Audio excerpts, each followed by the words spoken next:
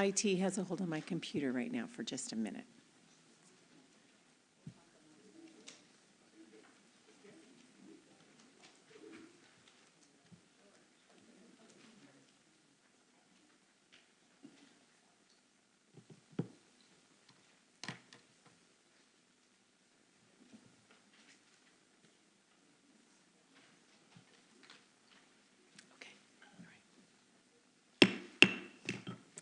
The August 7, 2025 Des Moines City Council meeting is now called to order. Councilmember Harris will now lead us in the pledge. Please stand if you're able. I pledge allegiance to the flag of the United States of America and to the republic for which it stands, one nation, under God, indivisible, with liberty and justice for all. Thank you. So I appreciate all you coming out on a sunny evening, especially after it's been rainy for a couple days. So thanks for being here tonight. For all those joining us remotely or online, please know that we cannot attend to our phones up here at the dais. So if you do experience any technical problems, please contact cityclerk@desmoineswa.gov. Let the record show that all council members are present tonight and that Councilmember Nutting will be joining us remotely. You can see him up on the screen. Do we have any correspondence not previously received by council? No, Mayor. All right, thank you so much. So it's now time for comments from the public. Tonight we are going to have 2 public comment segments. So if you're here to comment about the landmark, formerly the Masonic Home, we're going to be offering a special public comment section right after the presentation, which will be coming momentarily. So for now, the podium will be open, though, for all other comments, and we ask that you keep your comments respectful. As a special note, it is campaign season, so we cannot receive comments that could be viewed as promoting candidates tonight. When you do come to the podium, you'll have 3 minutes to speak. Please state your name and city of residence. So we do have a couple people that have signed up for this segment, and we'll start with Richard Nagel.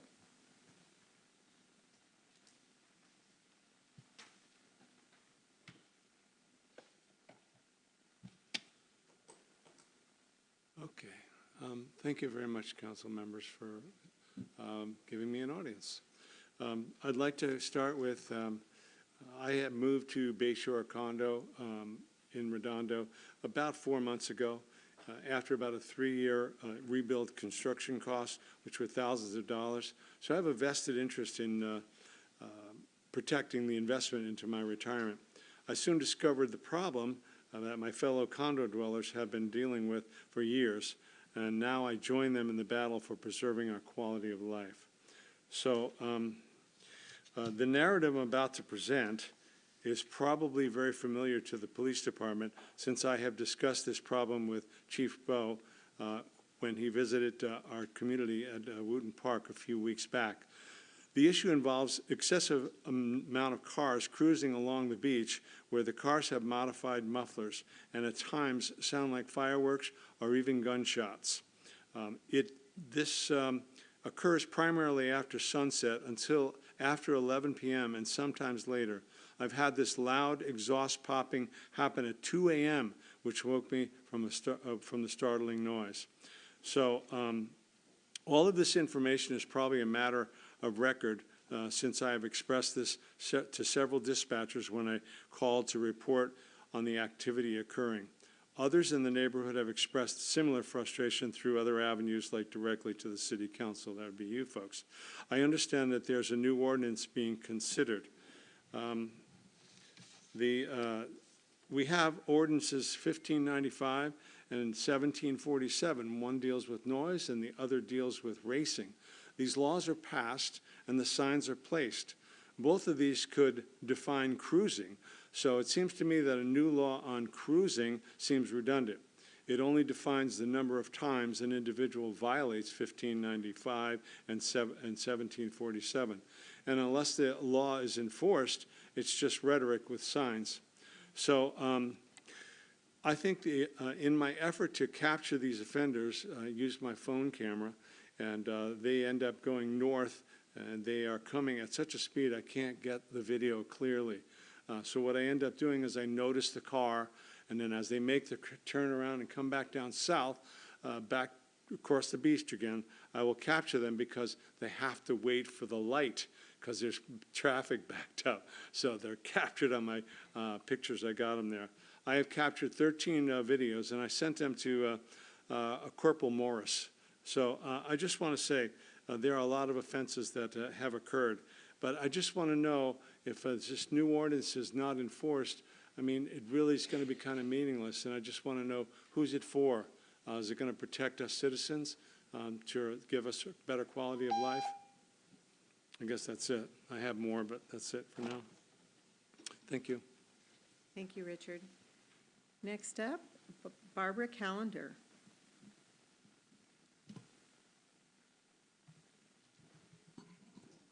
Hello.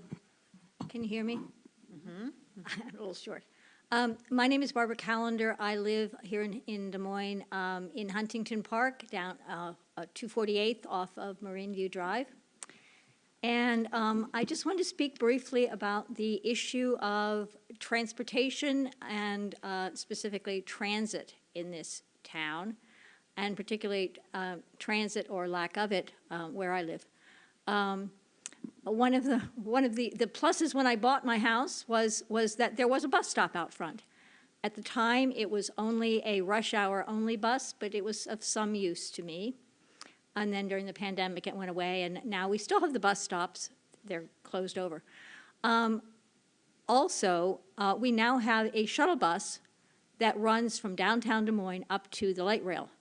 Another issue that we are dealing with a lot in this town now is traffic, congestion, and increasingly difficulty finding any parking at that parking garage at Angle Lake. So I have been giving a great deal of thought to how transit could be improved in this town, and the solution that I have come up with and spoken with a number of people, including some of the people at City Hall about, that I am very interested in pursuing, is extending that shuttle bus down beyond where it turns, and now it goes no further south than 226th. You have to get to downtown Des Moines, and from where I live, you have to walk to at least 240th to catch a bus into Des Moines and then change buses.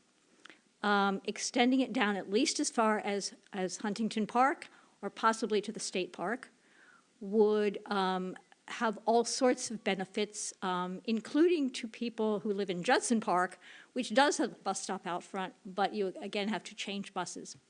So I look forward to talking with people at and the DART bus, I believe, the shuttle bus, is a joint venture of Metro and the city. So it's an idea that I would like to pursue. A number of people have been very interested in it, including a friend of mine who lives in my community who goes to the community center but has to, like, 3 days in advance, hire call the Hyde shuttle because she can't get up there on her own. Thank you. Thank you so much, Barbara. Is there anyone who came in tonight expecting to speak not about the landmark, but didn't realize you needed to sign up in order to offer comment? Come on up to the podium. You may come on up. State your name and the city where you live. I'm Steve Chapman. I live in Wedgwood, which is North Seattle. And I drove down because this is where I lived. This is where I went to high school. Mount Rainier High School was where I started out. And that was in 1966 when my parents were named the administrators of the Masonic Home of Washington. They were there from about the Masonic Home? Pardon? Are you speaking about the landmark in the Masonic Yes. Home? That's after the presentation. Okay, All right. So, but did you sign in to speak on that? I could. All right. How about go ahead and put your name there? I'll take him off here. Sorry to interrupt you, Steve. Thanks. It'll be better if you joined with the others. All right. So I'll hand that back to you. All right. So next up, we have an opportunity for regional committee reports. Because we're currently piloting a committee of the whole model for our committees, we have no committee chairs, well, right now in our city, and, but the council members here do serve on regional tables and, offer their voices there. So this is an opportunity for them to report out on items that might be of interest to citizens in our community, how they're advocating for us. So, colleagues, just considering our time frame on the audience tonight and keeping our information to items of interest, does any council member have a report? All right. So next up is our city manager report, and that is going to entail the presentation that was advertised tonight.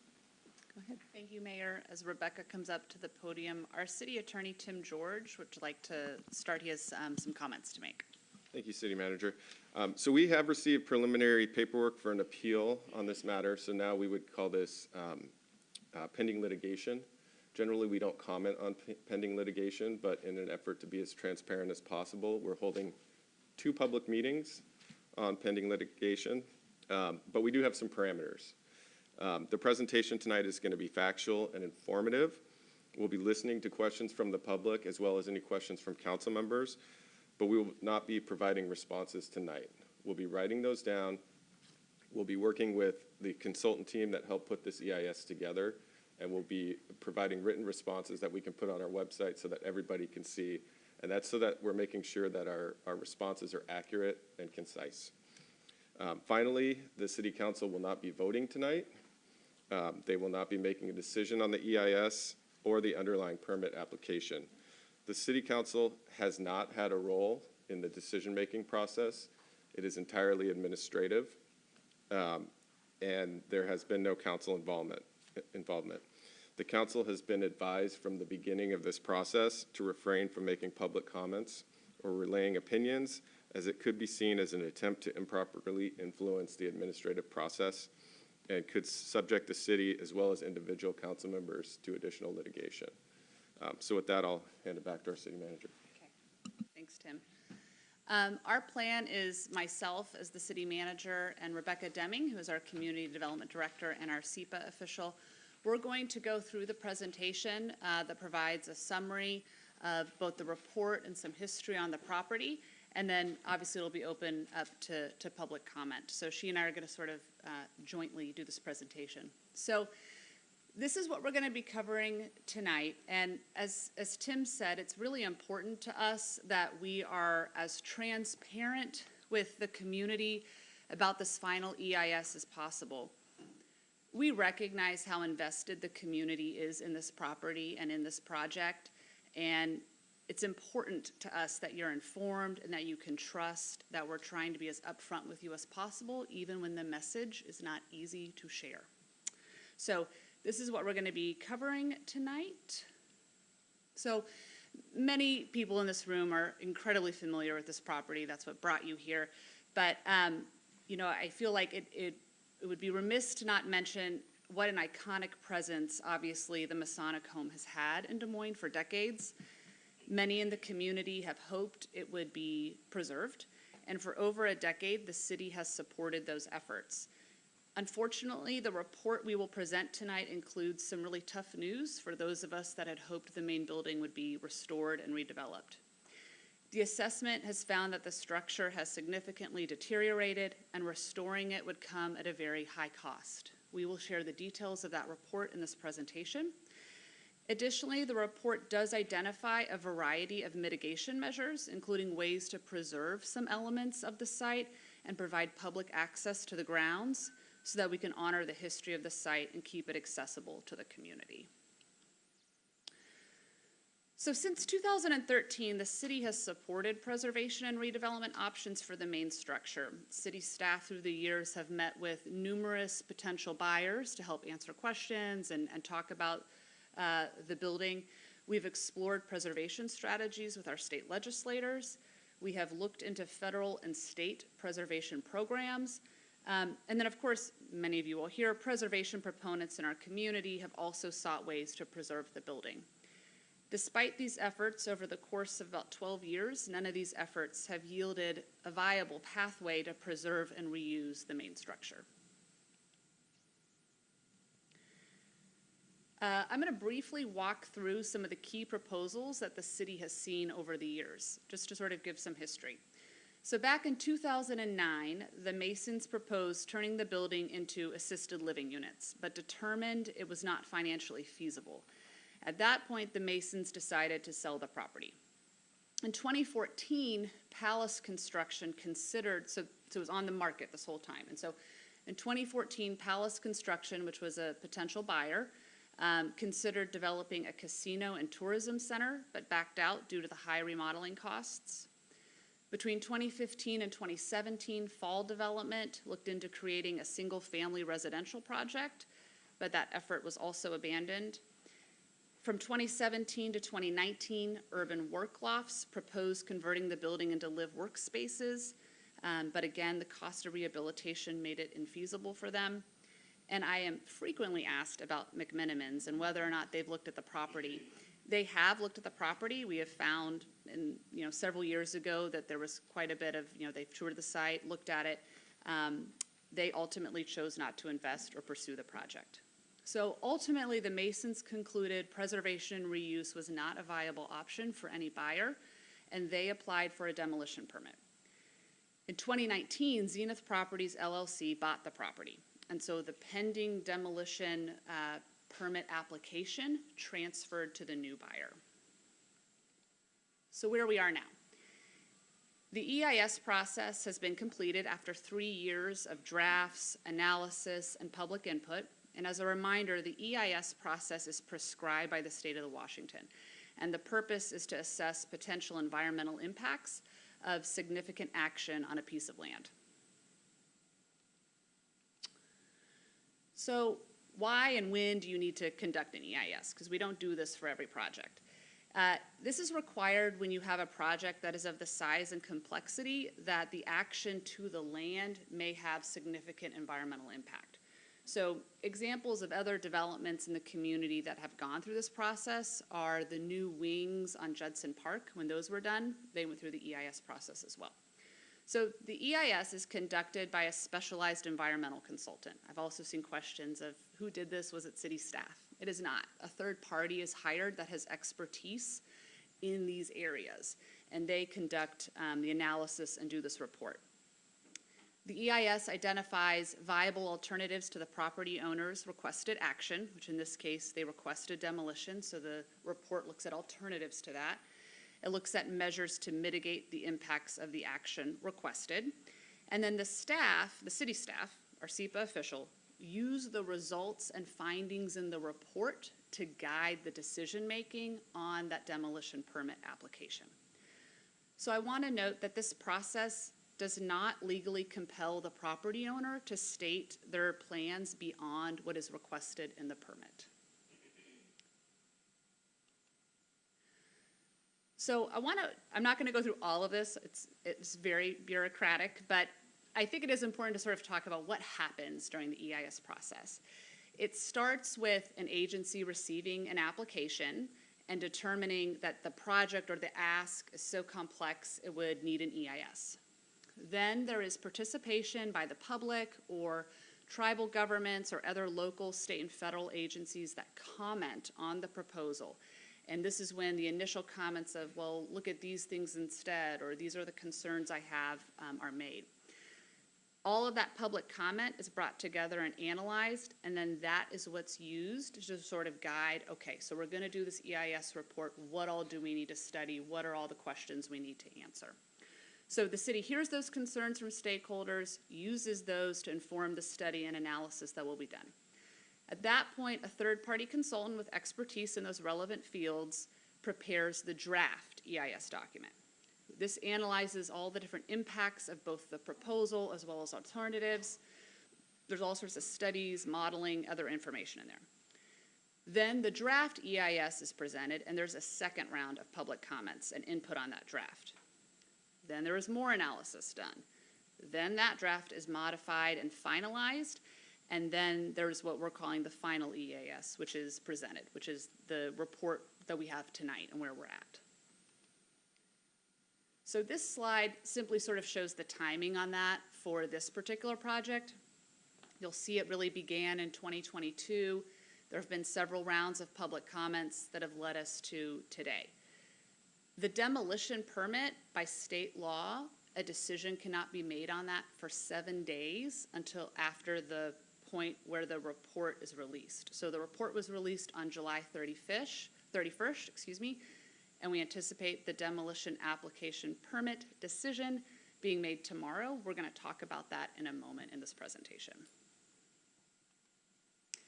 So as I just mentioned, the comment periods have had a very meaningful impact on what was analyzed in this report. So of note, the city heard a lot of comments asking for additional analysis, especially related to could other development on the property offset the costs for the redevelopment of the main structure. So could you build other things on that property that sort of help make it pencil overall?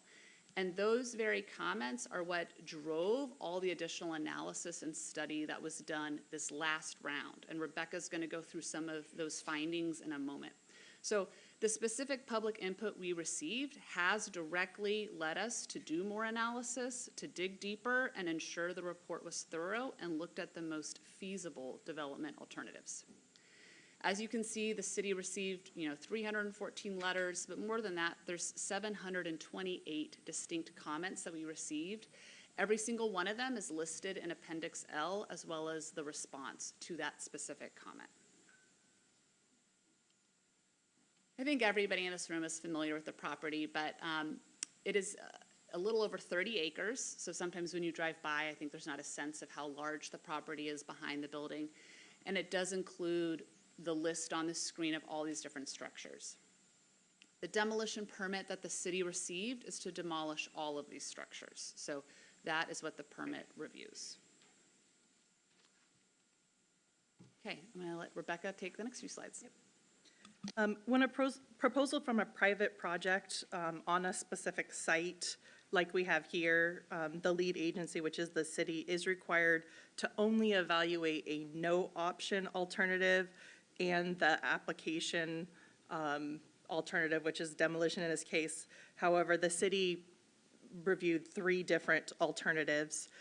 So this EIS examined 3 alternatives, no action, and in this action, the alternative would leave the structure exactly as is. It would be neither demolished or restored. Preservation and reuse. The EIS explores the implication of restoring and redeveloping the main structure for future use. This is identified in the EIS as adaptive reuse, so it uses that term throughout the document. This option has significant financial implications.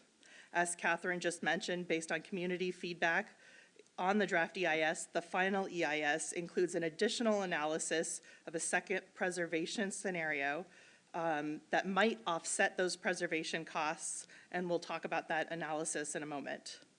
And then demolition by the property owner. The EIS explores environmental impacts of the demolition action, as well as long-term environmental impacts that identifies mitigation measures. Yeah, next slide. The EIS found that leaving the structure in its current state would ultimately result in demolition by neglect or eventual loss of the historical resource due to natural deterioration or vandalism. The inside of the building has significantly deteriorated due to forces of nature, neglect, and trespass. It presents currently a fire and safety hazard, and left to decay further, the city would eventually be forced to require demolition for safety reasons. Next. As you can see on this slide and in the packet, there are a lot of details on why this building is difficult to rehab.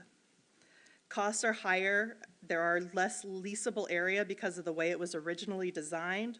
There are federal programs, but it's just not enough to make it feasible. Additionally, construction costs linked to historic preservation are 2 to 3 times higher than typical multifamily construction.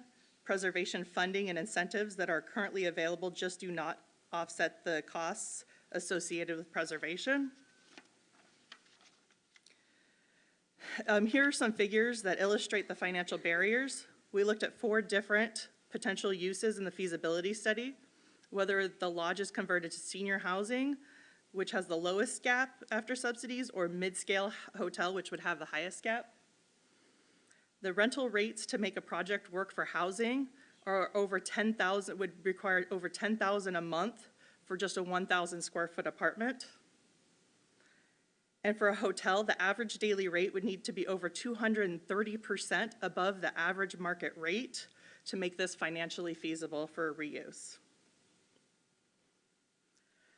As we saw, the cost for reuse of the building was very high. So based on the comments received during the draft, we did additional studies that in the final EIS on whether development on the eastern portion of the site could subsidize those costs of the main building. This was not a development proposal by the developer, but an analysis on whether this might be possible. These studies are contained within the 4 appendices of the final EIS. The analysis conducted assumed the development of 280 apartments, and the analysis determined that in order for the project to produce enough revenue to fund the preservation and reuse of the main building, those rents would need to be between $6,000 and $8,000 a month, which still dramatically exceed market rates. Therefore, this option was also deemed financially infeasible. The EIS identifies there are impacts associated with the demolition alternative mitigation would be required for those impacts. The EIS notes that demolition would remove the structures that are currently fire and safety hazard, and demolition would take approximately 5 to 6 months. Phase 1 would include the interior demolition, Phase 2 would be the exterior demolition, and Phase 3 includes the finish work and stabilization and erosion control. The EIS calls out mitigation measures for traffic and environmental impacts. These mitigation measures under the demolition alternative include an implementation plan for an inadvertent discovery of artifacts, preparation of a historic American building survey, level 1, allow access for architectural salvage work before the demolition, on-site location for appropriately scaled historic interpretation installation, which was mentioned at the beginning, which would have public access, payment for a dedicated preservation fund established and managed by the city, and this would be used exclusively for the repair and rehabilitation of city-owned landmarks, historical landmarks. Here we go, next slide.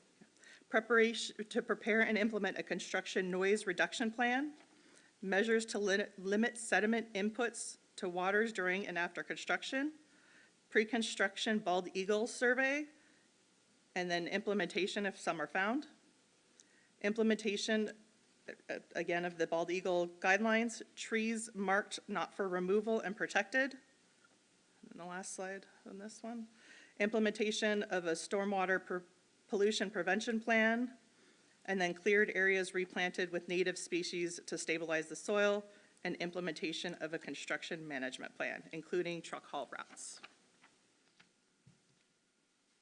So with the EIS now final, the city is in a position to make a decision on the pending demolition permit. The city has carefully followed the legal process for this permit as prescribed by state and local law. The findings in this report are what are guiding the staff decision regarding that permit. We expect to issue a permit decision tomorrow in compliance with the state-required 7-day waiting period. We will share that decision transparently. It will be shared via social media, press release, the stakeholder group that has signed up to receive alerts on this project, our weekly city manager report, et cetera. We fully understand how important this situation is to the community, and we fully understand that there are a lot of good memories and just passion around this building. We want to be as upfront as possible about the decision the city is making. Again, it's the conclusions in this report that are going to guide our decision making. There is a state-prescribed process for appealing the EIS and appealing the permit decision. There is a 10-day appeal period that starts tomorrow. It will close August 18th, As you can see there, and as we have put on our website and in all the materials we've put out, appeals will be made to the city clerk. That is the email address. What happens then is the appeals are heard by a hearing examiner, which is an independent administrative law judge. So they are not heard by the city in any way. That appeal hearing will be open to the public. And I'll address how this appeal period impacts the timing of our August 21st meeting in just a moment. So I've also seen a lot of really fair and good questions and concerns about what is the future development of this site. And I fully understand. It is very hard to not know what's going to go there. As a reminder, the permit application is only about demolition. It does not cover any future development. Any future development will be subject to city zoning requirements, state law, including the SEPA process, which is another process that allows for a lot of public input and involvement. So concerns related to the development of the site, such as tree canopy or traffic, are all really important issues that we address later once we know what the developer's plans are. To date, the developer has not shared any future plans, and they are not legally required to do so. There is a public information meeting scheduled for August 21st at 6:30 at the Beach Park Auditorium. As Tim mentioned at the start, the purpose of that meeting is to provide information. We have to be cautious about the timing of this meeting so as not to appear to promote or discourage an appeal. The meeting is being held following the appeal process so as not to influence it in any way. As city administration, one of our responsibilities to the public is to be a good fiscal steward of your dollars. And so it is my responsibility to not do anything that would lead to greater exposure to potential legal action or litigation. And to that end, the public information meeting, which will cover similar material to what you've heard tonight, along with some opportunity for Q&A, will be August 21st after the appeal period. So the project website is shown here on the slide. The project email is there. We have been receiving emails with questions, concerns. I think you all have seen where you can find hard copies of the final report as well as online. And as the city attorney said, we will be making notes on all of the questions that are brought to us tonight, and then we'll be preparing answers for a later time. So with that, Mayor, that concludes our presentation. Okay. So now is a time for questions from the council, and questions only. In compliance with our legal advice, as you have already heard, we're asking council members to withhold comments at this time. And again, note that even questions from council members tonight, though, will be written down, and we'll seek an answer in writing at a later date. And some of them would be either addressed in writing on the website, like our city manager spoke of early before, or addressed in this public forum on August 21st. So with that in mind, council, do you have any questions? Deputy Mayor Steinmetz and then Councilmember Harris. Yeah, my question is, what are specifically the plans for architectural, I believe it was framed as preservation or essentially taking pieces off of the building that are architecturally significant and putting them somewhere else? And what are the plans for that? Thank you. All right. Just making sure everybody has their time for taking notes. Okay, Councilmember Harris. Thank you. First of all, for what it's worth, it would be lovely to have some sort of a little more full explanation of lead agency versus the city's. He needs to turn his microphone on. Nobody can hear him. Thank you. Thank you very much. Didn't see that. Could you explain more fully the different roles between the lead agency and the city as the responsible official? Next, I think the public would like to understand better there were, I believe, 4 main use cases evaluated, and who selects those use cases, and why those and perhaps not others.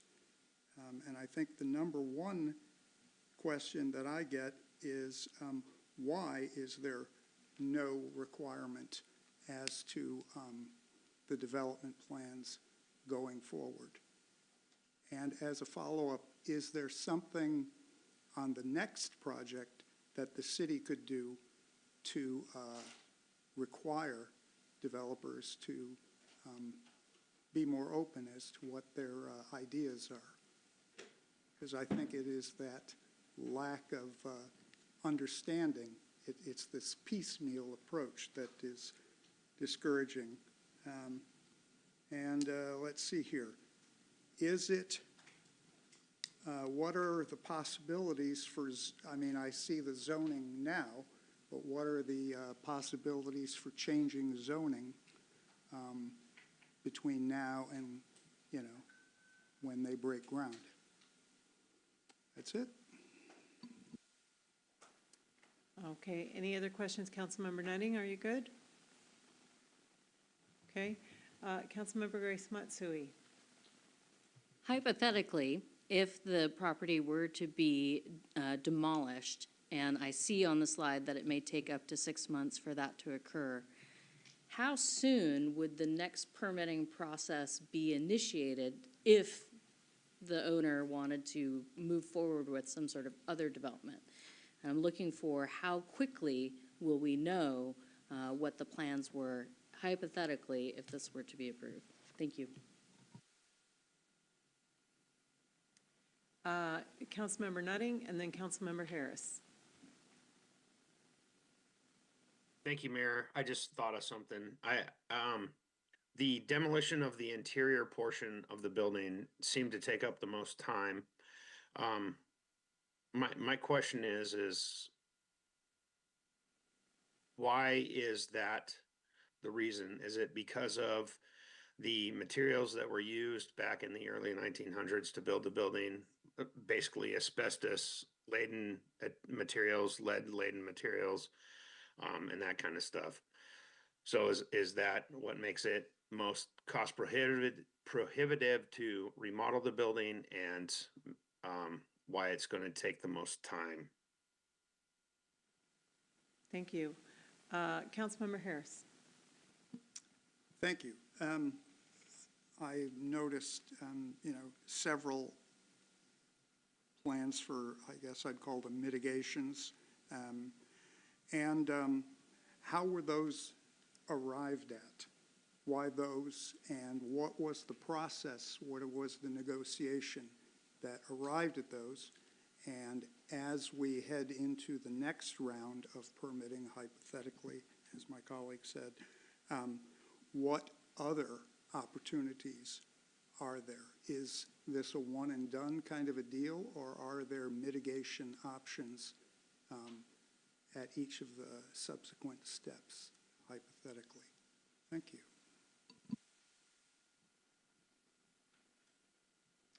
Okay. No further questions? All right. So now we will move into the public comment portion of this part of the meeting. So the public comments that we're going to begin now will be with regard to this subject and the landmark property formerly known as the Masonic Home. Neither staff nor council, this is going to be a bit repetitive, but just trying to make sure everybody hears it. Neither staff nor council will be able to interact or answer questions during this segment. However, staff will be taking notes on all questions offered, and there will be a more informal public forum in the near future. Please note, and as it has been mentioned, that the council is not involved in this decision, but this is a public forum offered to our citizens, and all comments and questions that you offer at this podium will be part of a public record. And okay, so I'm not going to say anything I don't have written down. Because this is a business meeting and we do have other items of business to conduct tonight, we'll be first offering this next hour, so for 60 minutes, for public comment on this subject. After that, we will continue with our agenda of business. If there are still citizens who have signed up and wish to speak after that, after we conduct our business, we will offer the balance of our meeting time to those citizens. I would encourage people then to combine or team up on comments when possible, and/or recognize when and if your comments have already been stated well. If you have items that you wish to distribute to the council, please give them to the city clerk when you come to the podium, and she'll distribute those to us. When you do come to the podium, please state your name and city of residence.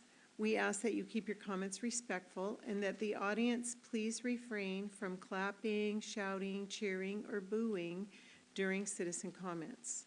We're looking forward to hearing from you, truly. And what I'd like to do is begin with calling up the first five folks and have a few, so the first person will come up, but we'll have a few people on deck, so to speak, to just facilitate the moving through the comments at the podium, okay? So first up, we have Billy Hetherington, and then also Joanne Rice, Barbara McMichael, Daniel Wendt, and Andrea Ornelas. There you go. Go ahead, Billy. Good evening. My name is Billy Hetherington, a proud 25-year member of Labor's Local 242. And just want to acknowledge we have, tonight's normally our Women's Committee, and so we have a bunch of our Lioness sisters here, in support here tonight. But I wanted to speak on the EIS there and, support the decision of demolition of the Masonic home, not out of disregard for the history. As myself, I own a home that was built in 1910, but because the financial and structural realities simply don't support the preservation of the project. Buildings of this age scale, especially ones left unused for extended periods, often require tens of millions of dollars, as we just seen, just to bring it up to basic safety code. The structural stabilization, asbestos abatement, seismic upgrades, electrical and plumbing overhauls, that kind of stuff really adds up quickly. As a member of Labor's Local 242, we're a community, we're heavily involved in the community here. We train for a lot of the things and give state certifications and things around hazmat, asbestos, sediment controls, soil erosion, and different things right here in Des Moines that we offer that are just, the best of the best workers are trained right here in Des Moines that could take that thing down with little to no impact on the community. So in my professional experience, I've seen similar properties spiral into financial black holes with well-intentioned plans collapsing under cost overruns. It's like trying, after the pandemic, a lot of people tried to talk about turning office space into housing. And just when you start to dig into that type of stuff, just the ability to do that is just astronomical on what the return you can get out of it. So, as, stewards of the city's public tax dollars and everything, it's just to the best of the city's, in my opinion, the city to just demolish the structure and move forward with something that's better for the community. So thank you. Thank you, Billy. Joanne. Hello, Joanne Rice, Des Moines. I just wanted to make this statement from my heart because I'll regret it if I don't. There isn't much left of this town that can be called an historic landmark. This one holds the memory of generations of residents, a backdrop to many lives and stories, the evidence of their skills in design and art. Box beam ceilings, stained glass windows, terrazzo floors, grand communal spaces like the library, theater, and chapel. Instead of preserving it, we'll have $1 million preservation fund for other things and a tiny on-site interpretive area. So maybe a person or two might pause to remember the artists and artisans of the past, the gardens, and the forest. So for those who remember, in downtown Seattle Pioneer Square, there was a historic Grand Hotel torn down and replaced with an ugly parking garage that became known as the Sinking Ship. I'm from New York, when we had two major travel hubs. Penn Station was once a great Baroque building, and it was torn down to build the hideous Madison Square Garden. The train station underneath is squat, ugly, modern, low-ceilinged. Jackie Kennedy helped save Grand Central Station from a similar fate. People go to New York to see that station. It's been the setting for many historic, iconic movie scenes. The landmark is our unique space that can never be replaced. It was built for beauty and to last. We'll all mourn it when it's gone. No one willingly spends any time in Penn Station, ever. Thank you. Please. All right, Barbara McMichael. Thank you, Barbara. Thank you, Barbara McMichael, resident of Des Moines. I don't know how many of you had a chance to see the July 5th Seattle Times edition. Came out, talked about the seven castles in Washington State. And that was kind of a heartbreaking Sunday morning for me to think about the fact that our Des Moines Masonic Home, which is better than all of the ones listed, has never had a chance to be brought back to that glory. We should have been on that list. I talked about architectural destinations, and while I do appreciate the depth that the staff has gone into in analyzing this, I think there are some things that have been overlooked. I know in the past we've talked about the embodied carbon, well, first of all, let me say that this is the hottest summer on record for the globe. And I'm going to think globally but act locally. So that's kind of what governs my actions. And the Masonic Home represents embodied carbon, which you can't recapture easily by tearing it down and building something else. And the forest on that property is already a mature carbon sink. So when it comes to penciling things out and economic considerations, I think some of that has been lost in the mix. And I also want to talk about the fact that South King County, particularly our area right here, is one of the most environmentally impacted areas in the state of Washington. I mean, it's among the top two, us and Hanford. And so for us not to take into account our citizens' health and what we need in terms of environmental considerations, I think is really difficult. And I hope that decision tomorrow will take that into mind, keep that in mind. Finally, I wanted to say that 100 years ago, as of tomorrow, was a groundbreaking for the Des Moines Masonic Home. And it's a pretty bitter irony that a decision is going to be made about demolishing the Masonic Home tomorrow. And I think I'm no Jackie Kennedy, but she didn't give up, and I'm not giving up. I really think this is something that our community deserves to have. I see 29 seconds left. I think that's just about all I've said. I think our community doesn't give up on this treasure. Thank you. Thank you, Barbara. I appreciate that. Daniel. And could, let's see, Andrea is up next. Could Lloyd Little and Kathy Fair and Vicki Burke come up on deck? Go ahead. Hello, City Council, members of the community. I'd like to make a plea based less on emotion than economics and a real-world example of where a community half the size, a waterfront community half the size of Des Moines, Traverse City, Michigan, decided to take the Northern Michigan Asylum and turn that into a hub of the community. And the buildings were quite a bit larger. Their main structure, of which there are many, the main structure is about 400,000 square feet compared to 100,000 square feet here. But it took some imagination to have the commitment to start to restore the buildings. So they're doing it in stages. And again, a community half the size of Des Moines. And they now it's been transformed into a hub again for the community, for the region. It's a tourist draw. There are law offices, apartments, cafes, yoga studios. It was something that, as a kid, when my family, which goes back to about 150 years in Traverse City, we would drive by it and you'd see those buildings deteriorating. And it was perhaps farther along than the Masonic Home.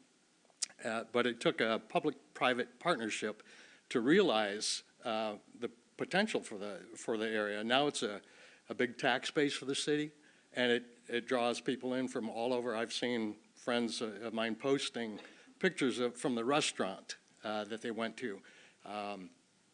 And we were able to visit a couple of years ago, and I was frankly impressed and quite surprised what they've done with this, what we thought would be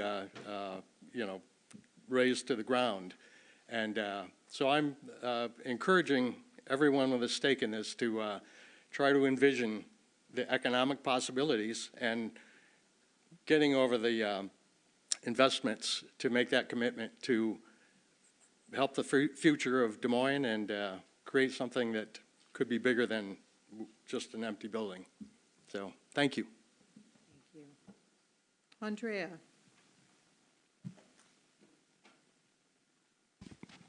Hi, good evening, Mayor and council members. I'm Andrea. A little bit about me before I start. I lived in this area about 15 years ago and was actually proposed to at the marina down here. And the sentiment is still there, even with the change and the remodeling that it has had. But with that being said, I'd like to encourage everyone to support the demolition of the Masonic home. While I understand the historic significance the structure brings, the cost and complexity involved in bringing the building of that age up to modern code is not financially feasible, as we've seen. From my professional experience, I know firsthand the extensive and costly process required to retrofit older buildings, especially one that has been occupied for so long. And unfortunately, when buildings are vacant, they often become targets of crime, graffiti, and vandalism, and other public safety concerns. We've already seen these patterns in our region. Replacing the Masonic home with a new, thoughtfully designed building will not only be more cost-effective in the long run, but it would also allow us to move forward with the development that better serves the needs of our community.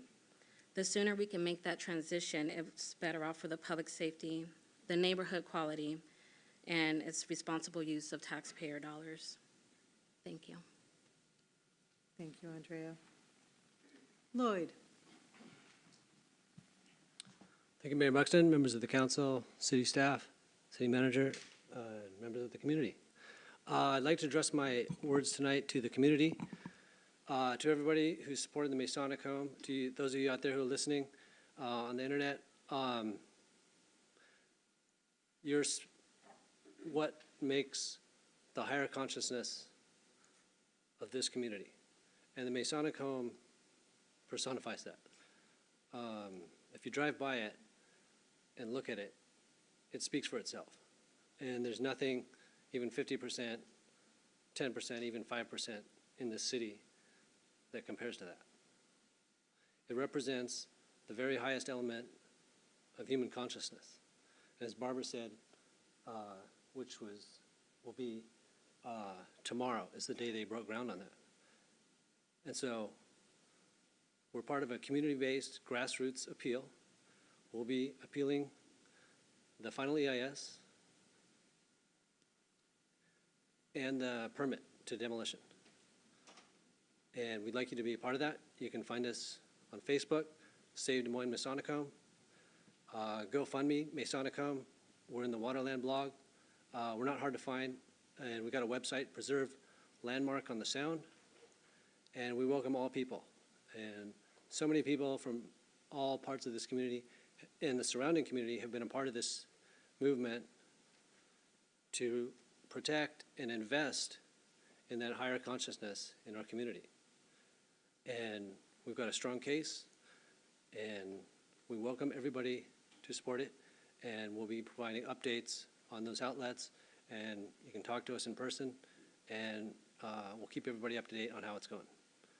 Thank you for supporting our rich cultural history and a warm place for the community to gather.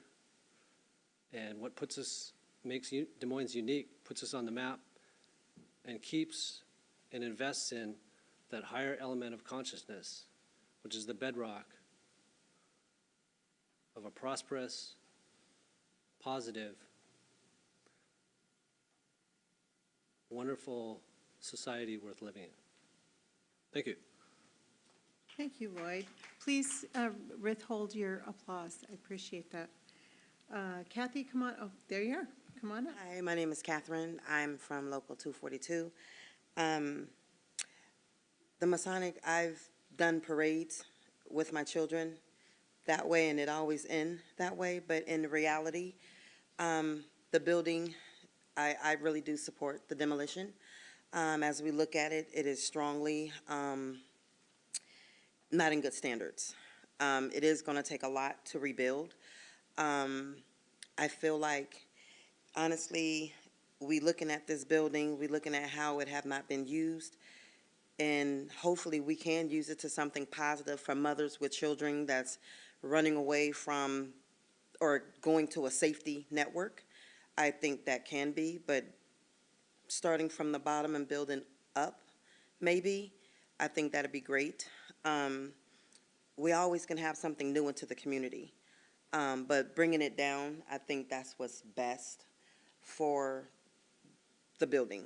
Again, there is abandonment, there's homeless, you're attracting attention for others to stay there, which it's just sitting there, and other people would sit back there and sit in there and do the things that they shouldn't be doing, and then it's attracting the ugliness to your neighborhood. Thank you. Thank you. Diane, come on up, and I'd also like to call Judy Grand up and Steve Edmiston. I think it was Vicki. Vicki Burke, right, sorry about that. So Vicki Burke next, and then Diane and Judy, then Steve and Barbara. Go ahead, Vicki. Hi, my name is Vicki Burke. I currently live in Puyallup, but I was a West Seattle resident the majority of my life. I was a Girl Scout who rode her bike from West Seattle down through Des Moines all the way through to Federal Way. I have memories of this building too, and it stood tall, okay? It's a beautiful thing. But I'm someone who also has to be a realist. In the construction field, I have a lot of expertise. Demolition's kind of my favorite thing to do. I'm not gonna lie, I love busting stuff up, right? But the thing is that we have to look at the investment in the community, and that's one thing that LiUNA laborers totally do. We want to help you as a community put your best foot forward, and we can't do that and have you try to, you know, I don't want to say this and be disrespectful, because I know what this building means to you, but you also have to protect your own money and your own investment. Tax dollars need to be used wisely, and they need to be put in a direction that's going to be give you a better community. Home is where the heart is, okay? That building is not everything of your heart, okay? You can build more community with a more prosperous business there. Okay, I got off track there for a second. Anyway, we do take pride in our communities and putting our best foot forward. As I travel and I work throughout the state, I've seen firsthand what vacant buildings can do to a community, from rodent infestation. Anybody hear about the Tacoma one where when they took down the pilings, the building there, the pilings, there was over 5 million rats that needed a home to go to, right? So we can't let this building get to that level, okay? We need to take a look at making sure it doesn't get taken over by the unhoused. I've seen that too. I'm someone who has had to do road construction, and there's dirty needles on the streets. I don't want those things to happen to this beautiful community. I am invested in here. I'm 64 years old. I lived in King County most of my life. Yes, now Pierce, but my home, my work home, is right up the street, LiUNA Laborers. We've been very supportful of this food bank, everything in this community, and I don't want to see it go to heck. I have to watch my words. I am a construction worker. Sorry about that. So it's been vacant since 2013. How many people have stepped up to really do anything? Okay, I know your hearts are there, but if you don't have the money to make the things happen, it's not reality. You need to get on board and look at what's going to better your community in the best way possible. We are trained as laborers to do abatement for lead, asbestos, et cetera. I had the pleasure of working at SeaTac Airport where I learned water runoff and things like that. 20 years ago, that concrete stuff used to dump down the drain. Now we are clean build and clean demolition. We take absolute pride in everything we do. And so I need to emphasize that if we do this, we work with union labor, we're the trained professionals, and I would like to see something built beautifully in this place for all of you. Thank you, Vicki. Up next, Diane. Hi, I moved to Des Moines 18 years ago, and one of the reasons why was because it was a beautiful little community that with so much potential. And I would hate to see something beautiful, because the demolition of a historical building is not just the loss of the bricks and mortar, it's an erasure of a community's memory, culture, and identity that can never rebuild. No matter what structure goes there, it's not what the original was. Now, what I do for a living is I buy property and I revitalize it. I know what it takes when demolition. I know what it takes to abate asbestos, all of those things. It's a costly thing, but it can be done. I am 57 years old. I started doing this 7 years ago. At 50 years old, people said, you can't do that. I have now done my 7th property, brought them back to life, and sold them at profit, but I have made sure every single where along the line that it is done properly, it is not an environmental impact. And I've been through these studies, I get all the permits, I do everything by the book. This would be, and when it's cost prohibitive to do these things, there's another way to get it done and do it the right way. And we could preserve this building. If we can get sponsors to build stadiums, we could get a sponsor to help do this and rebuild this community. Because I don't want to see my neighbors and everybody that this means something to, that wildlife around, the impact that it's going to be to the neighborhood with all the trucks in and out, all of what it takes to demo, to then rebuild. And good question that Mr. Harris pointed. We need to know what is going to be built there. I find it disgusting that we don't know that we're just gonna demo it and then wait for the next process. We need to know what their plans are. And that, for me, is really important, because I know I have seen it all too many times, gorgeous buildings that are 100, homes that are 100, 150 years old being torn down, and these big modern boxes in the name of some developer who wants to cut a fat hog. Well, I don't want that. We used to have a cute little grocery store down there. Now we've got a Dollar Tree.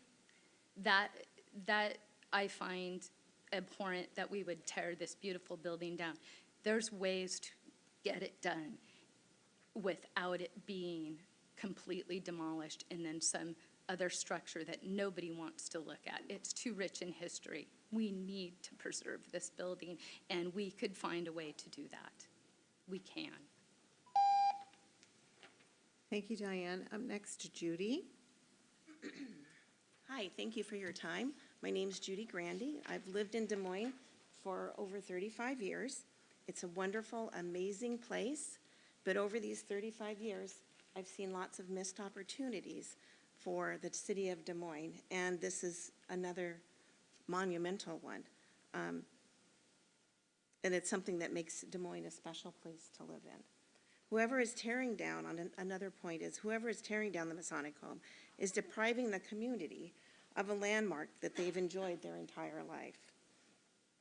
The citizens will be owed compensation in the millions for what they are being deprived of, and nobody seems to be concerned about this. And I am also, a third point is, I'm also very perplexed about why we would be tearing down a landmark in our community without any idea of what is going to be happening in its place. Because once it's torn down, it cannot be replaced. Thank you all for your time. Thank you, Judy. Steve.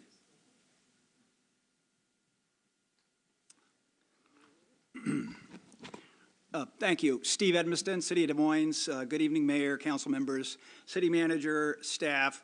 Thanks for giving us a chance to comment on the landmark. I've got a lot of things to say, but only time for a few, so keep it short. I want to talk about mitigation. I want to talk about choice.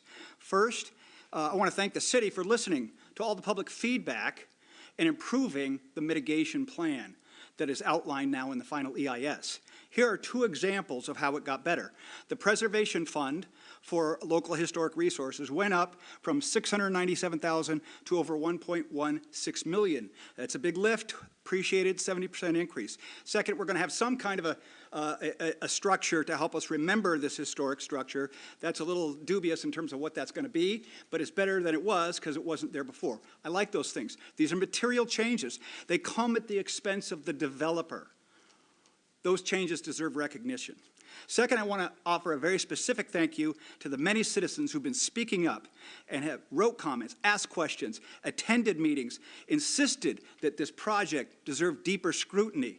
I believe that the improvements that we're now seeing with respect to that mitigation is a direct reflection of the work that you did. You brought value to the city that we wouldn't have. If we all adopted the "it's futile, don't do anything," all that extra money would not be on the table right now. So thank you all for doing that work, and you should be applauded by everybody when applaud is allowed. Okay? So now, having said that about mitigation, in my opinion, let me be clear, this remarkable and unique historic structure as it exists, that level of mitigation as improved is still wholly inadequate by any measure. Okay? So here's why. You cannot meaningfully mitigate the erasure of a 10-year historic district, not just one building, just by looking at the property's appraised market value, putting your thumb in the air and saying 1% feels good. That has no factual or evidentiary basis to its actual civic, cultural, and historic loss. It just is nothing other than a way to put a number on it to create a lubricant so that a developer and an agency can move a project forward, right? This is not, under the law, something that makes the mitigation adequate. It's just the way we've done it a lot. And clearly, for this unique structure, it's inadequate, even if it's 10%. So we have work to do still. Finally, I want to talk about the question of the notion of choice. I got 20 seconds. I've said this before in public comments. I've said it in my written comments. This city is in a position, based on all the work that it's done, all the good work, that it can deny this permit tomorrow. There is no must here.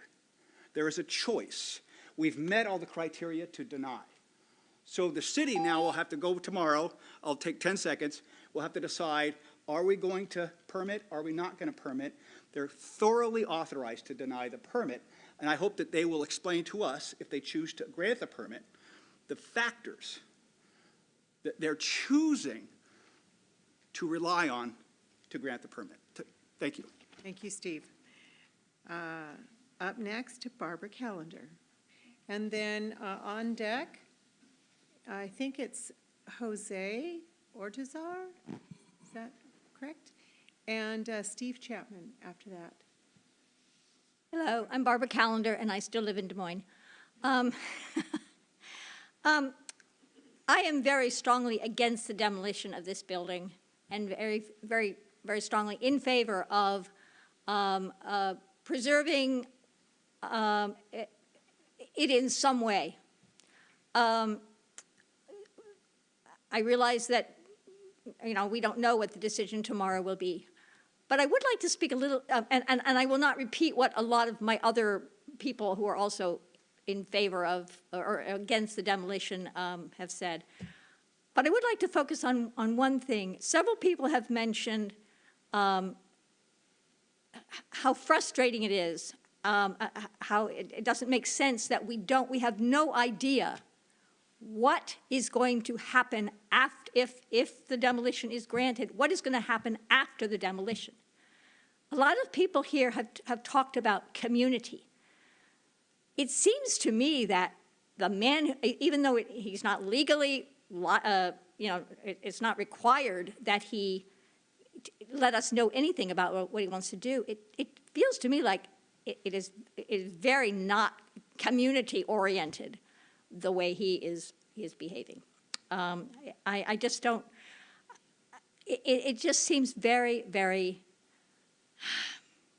non-community. And whatever happens tomorrow and moving forward, we do need to all live as a community. I do hope that as we move forward, that we can perhaps preserve part of it. Thank you very much. I appreciate your time. Thank you, Barbara. Jose. Hello, council and city staff. My name is Jose Ortuzar, and I've lived in Des Moines for around 3 years. The issue I have with this is once it's gone, it's gone. We've removed all our options in the future, and this council will own that decision, and the city manager will own this decision. So everyone, understandably, is very upset that once it's gone, it's gone. There's nothing to say that in 10 years, another development company could redevelop the site and make it something, that you could actually inhabit.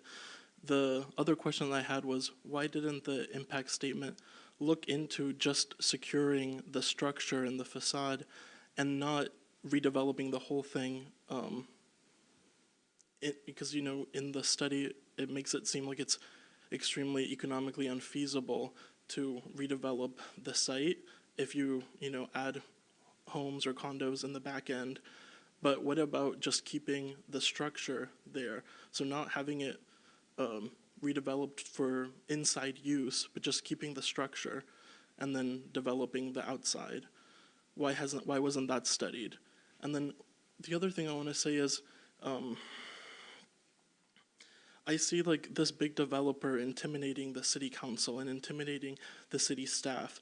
And I also see apparently, local labor unions also being used as kind of pawns to get this, demolition permit approved, when in fact it's like the one landmark that everyone knows about Des Moines, and it's an iconic feature, and I would hate for the city to make this short-sighted decision because they can't find a way to protect it. And I do think that there is a lot of economic assumptions in the study that just didn't have to be made, so I'm very curious about those. And then same with the mitigation, like just saying, oh, it's $1 million for future mitigation projects. Where does that come from? Like, it just seems extremely arbitrary, and there doesn't seem to be a community engagement process. I heard a podcast with the city manager, and she was talking about how this is the same type of permit as if someone was trying to demolish a deck in their house. How does that make any sense? Like, this is a huge, huge historic project. Why would it be the same type of permit as someone developing, or just trying to take out something of their house? So I'm just curious about how we are able to look creatively at solutions and not try to come up with a predetermined outcome of what's economically unfeasible, because the statement has a lot of assumptions that are placed in that don't need to be there, that make it seem economically unfeasible. So thank you. Thank you, Jose. Steve, come on up. Hopefully I'll get it right this time. My name's Steve Chapman. I'm in Wedgwood. Been there for 30 years. But in 1966, my family and I, my parents were offered a job at the Masonic Home of Washington as the administrator or assistant administrator, and my father, Dan Chapman, did take the job. They built a little house for us on the property, a 3-bedroom house, and it was very nice. One of the things that I wanted to mention, and this is just a history thing, I'm not taking sides on this at all, more for my parents than anything else, and bless their memory. I had 3 grandparents live there until they died. They all 3 died in the Masonic home. And that's a lot of history for our family.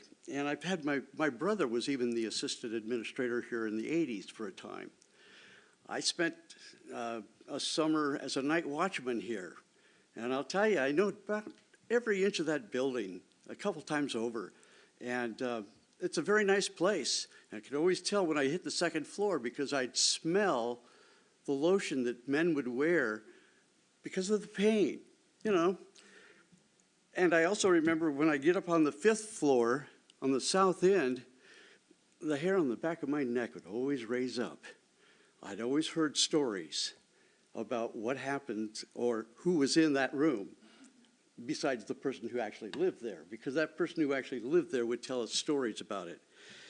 The meals were really something else. It was a gathering of everybody, and you could hear all the silverware clanking around until it was time for the prayer and to start the meal.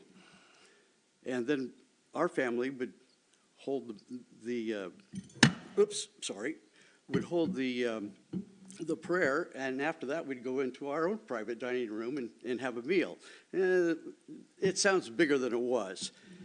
But I'll tell you, the people that worked there put in a lot of time and a lot of effort in what they were doing.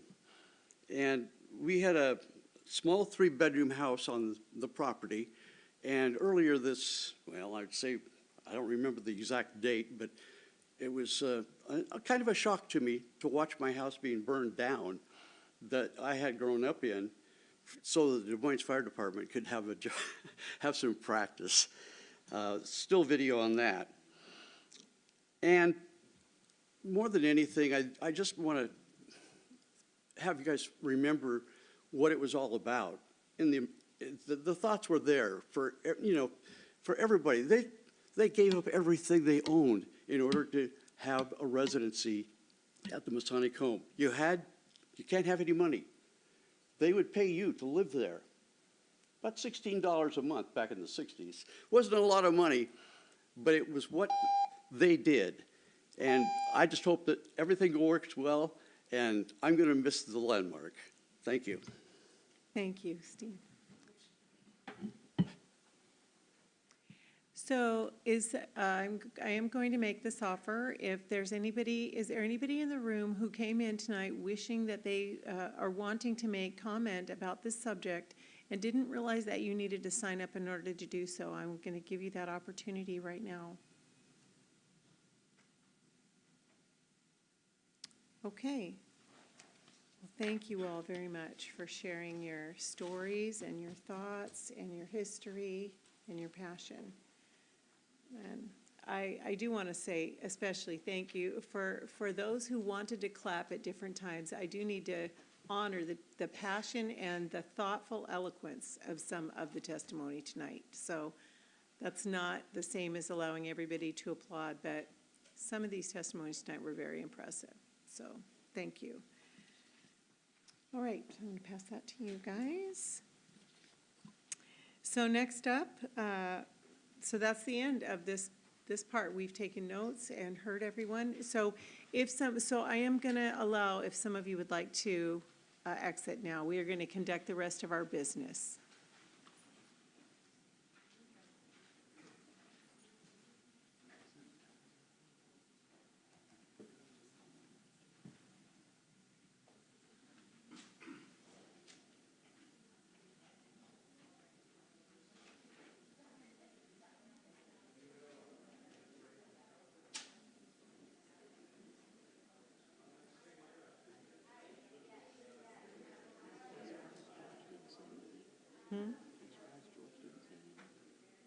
Pettibone? Thank you, Bonnie. All right, next up is our consent agenda.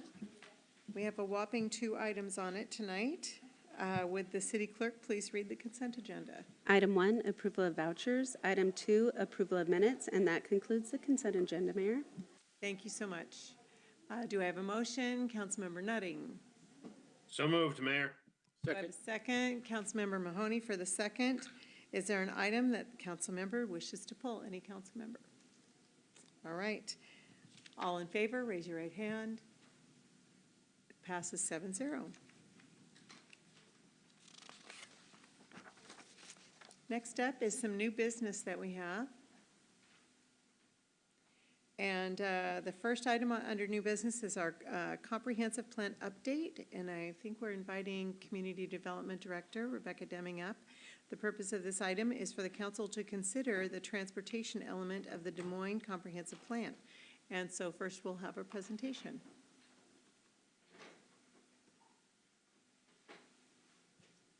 Rebecca and team. I will say there's only one mic on that table, so let's make sure we place it. Yeah, thank you.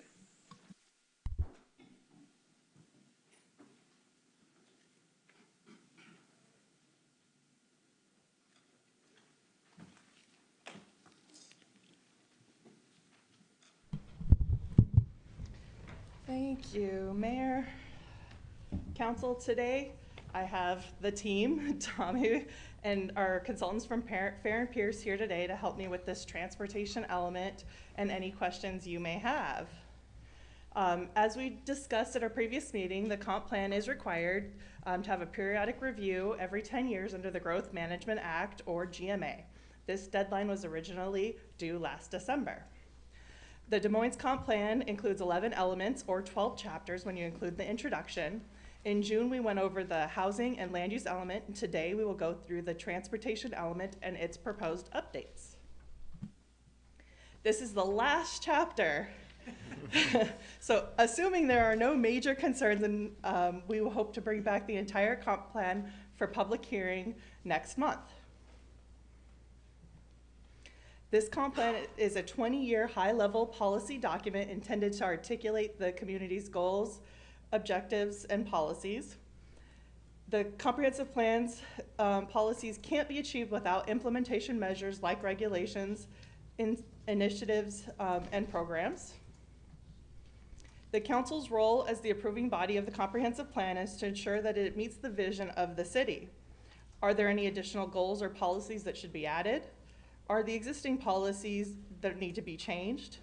And just remember that this is a high-level vision document, and any implementation requirements should be look at municipal code considerations.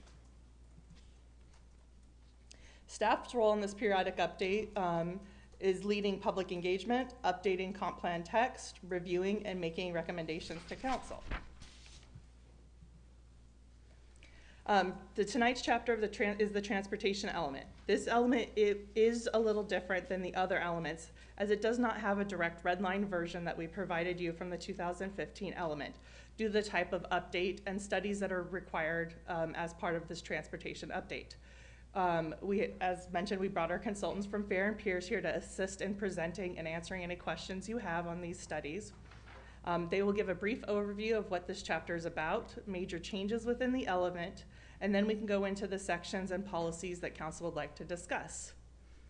We did meet with PSRC, who certifies the transportation element once we have adopted the comprehensive plan, and we provided in the agenda packet a recommended red line document to update the chapter to address any of their comments.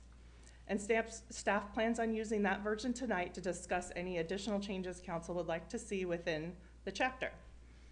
At the end, I will be looking as normal for a council consensus on proceeding with the chapter as presented, or any additional changes you'd like to see. I'll go ahead and turn it over. Awesome. Thank you, Rebecca. Rebecca has already alluded to the fact that we're going to go through the proposed transportation element, kind of outlining what the major changes are, and then our initial discussion with PSRC. Over on to the next slide here. So I'm going to go through the major changes that were listed on the previous slide, but in more detail. So the first one we want to touch on is the updated regional and state guidance requirements. So there has been updates since the previous transportation element in 2015. So just making updates in response to that is something that we prioritized, and we've been making sure that that aligns with the updated guidance, primarily calling out the consistency of the transportation element to the land use element, making sure that our travel forecast from the transportation element kind of makes sense with regards to land use, and then also aligning the intergovernmental coordination, defining level of service for all the different modes. For this specific topic, I'll dive more into it over the next slide. and then also making sure that our projects align with the defined level of service objectives. And then also with regards to funding, making sure that we account for that. As a result of all the guidance that we've looked into, we have a new One Transportation Go added to the proposed transportation element, and also 6 policies that are new, and then also 17 implementation strategies to support that. Then if you go over to the next slide.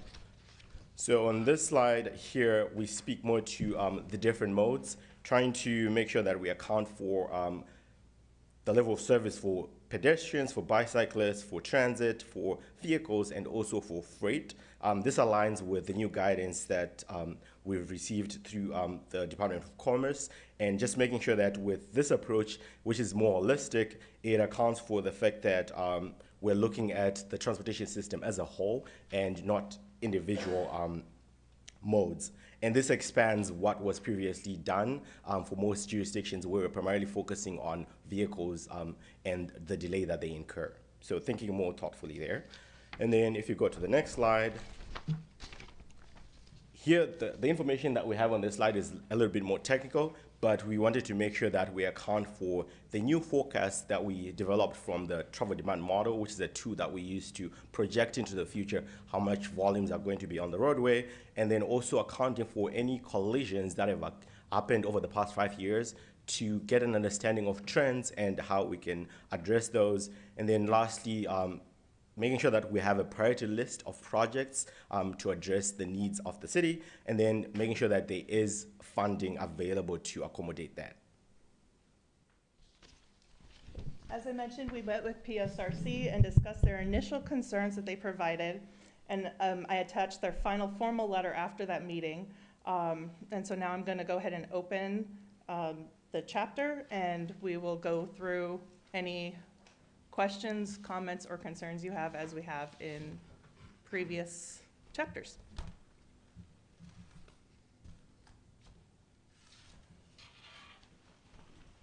Oh, that's it? That's it. All right, I wasn't sure if you were going to start reading. No. Okay, all right. I don't think we want to read through the chapter. Well, yeah, just double checking. Okay, so this is time for questions. Any questions, council? Councilmember Mahoney. Yes, the only, I read through this, and of course, you talk about the modes of transportation, but on page, I believe it's 38 at the top, TR 4.1.8, is really the only mention we have of exploring passenger-only ferry. And since it's an emphasis in our community, my thought was, should there be my question would be, shouldn't there be the opportunity to maybe place it in a few more locations and have it in some of the sentence structure up above where it talks about the possibilities of transportation? Just because the reason why I'm asking that is, are we a city that really wants it? I think our document should show that we do want it, which is what I believe we do want. That was my only call out. I thought it was an excellent document. So just because I would like to tag on to that, because I had several notes with almost the same observation. In the goals like TR 3, 5, 10, there's often mentioned multimodal, an emphasis on encouraging and sustaining multimodal transportation, but we're uniquely located on a waterfront, and not just a city with waterfront like Federal Way, but we don't just have a marina, but we really do have the capability of hosting something on a commercial level. So with that in mind, I think it's prudent to put some kind of a water transportation option in with the multimodal sentences. And trying to think of where in the paragraph section. What's that? So I think, then I did have a secondary question. So I don't know if this is the place or not, but I did notice, for example, PSRC, they take from our transportation improvement plan. They don't really take from the comprehensive plan. And so when they're looking for funding, right, they grab everybody's transportation improvement plan and they look at intercity or the inter-county actually, but anything that's like regional. And so if we did host a ferry run, that would be a regional thing. It would be more than our city. So it would float up to the PSRC Regional Transportation Plan. And then as a wish list, you know, it could open us up for more funding. So I'm wondering, is that a possibility? I know we did just approve our transportation improvement plan. Could we add this to that? I would suggest for now that it be added to the comp plan as a goal, and then we could potentially revisit that when we look at the TIP next year. Next year, okay. Yeah, go ahead. Quick, just one point off of that. Also, one of the things is, as the mayor mentioned, we are uniquely positioned. So not only the passenger ferry piece, but the emergency response, particularly if air and land is unavailable, we become one of the sites. One of the things we did down in the marina on the north end, the bulkhead, we left a position. We left a situation where we can remove some of the blocks to do loading and offloading and stuff like that. I think that is something in the transportation plan that also we need to let people know that needs to be documented somewhere. I think we can definitely look at adding a paragraph somewhere in the text regarding having the access to the marina as a transportation access. Fantastic. Thank you. Councilmember Harris. Thank you. And I'm sorry I'm going to make you, because this is all over the place. There's like, so TR 2.7, you know, all of the language is framed in a very positive light, but at the top of the document, it also says that it is you know, it is a worthy goal to try to reduce freight truck traffic along, you know, residential streets and so forth. I'm just, you know, you get complaints all the time from people coming into KDM and then 24th and so forth. And the language in 2.7 is, you know, very positive about encouraging, you know, wayfinding and so forth. But just, is there any way to, you know, talk about discouraging and essentially, you know, behavior modification so that freight is moving along SR 509 now that it's available and so forth? Because I just hear that all the time, is that there is this, you know, the concerns of trucks coming up from the valley and somehow creating the proper incentives for them to use the kinds of roadways they're meant to. That makes sense what I'm asking? Yeah, that makes sense, and I think we can make some adjustments to the 2.7.1 to clarify that. Yeah, and I'm sorry, I wish I had better language, but I think you know what I'm driving at. The other thing is I asked about bike lanes, and I just noticed we had a really robust MAPI thing back in 2015, and it's kind of, I've never gotten you know, maybe this is too high level, but at some point, we're going to have to sort of decide on a preferred route, right? I mean, if we're serious about getting people 16th and then into the beach park or onto the trail or what have you. So how does that discussion happen? Because it was like this big square thing involving 240th and then maybe going, you know, at the Red Robin and across the beach, or perhaps Barnes Creek Trail. And, you know, that sounds like more money than we're ever going to have. So at what point do we commit to a strategy is what I'm trying to say. Or is this, you know, not that? I would say that this isn't quite that. I would say that years ago when we did the transportation comp plan update, we looked at trails throughout the city. I would say in our TIP, the comp plan update for transportation is around like priority 20 or so. So it's something that I would like to do within the next 5 or so years. And that's, at that time, we would look at how does this trail system work really throughout the city? What connections are we looking to do, and where do we prioritize that? If you look at the TIP as well, it really prioritizes the Barnes Creek Trail. Those are the projects that rank the highest. And so that would be, as we look to, especially like grant funding and that sort of thing, we're always looking, our priority is really to complete that Barnes Creek Trail through the city before we probably look at some of the other bike routes. Okay, I'm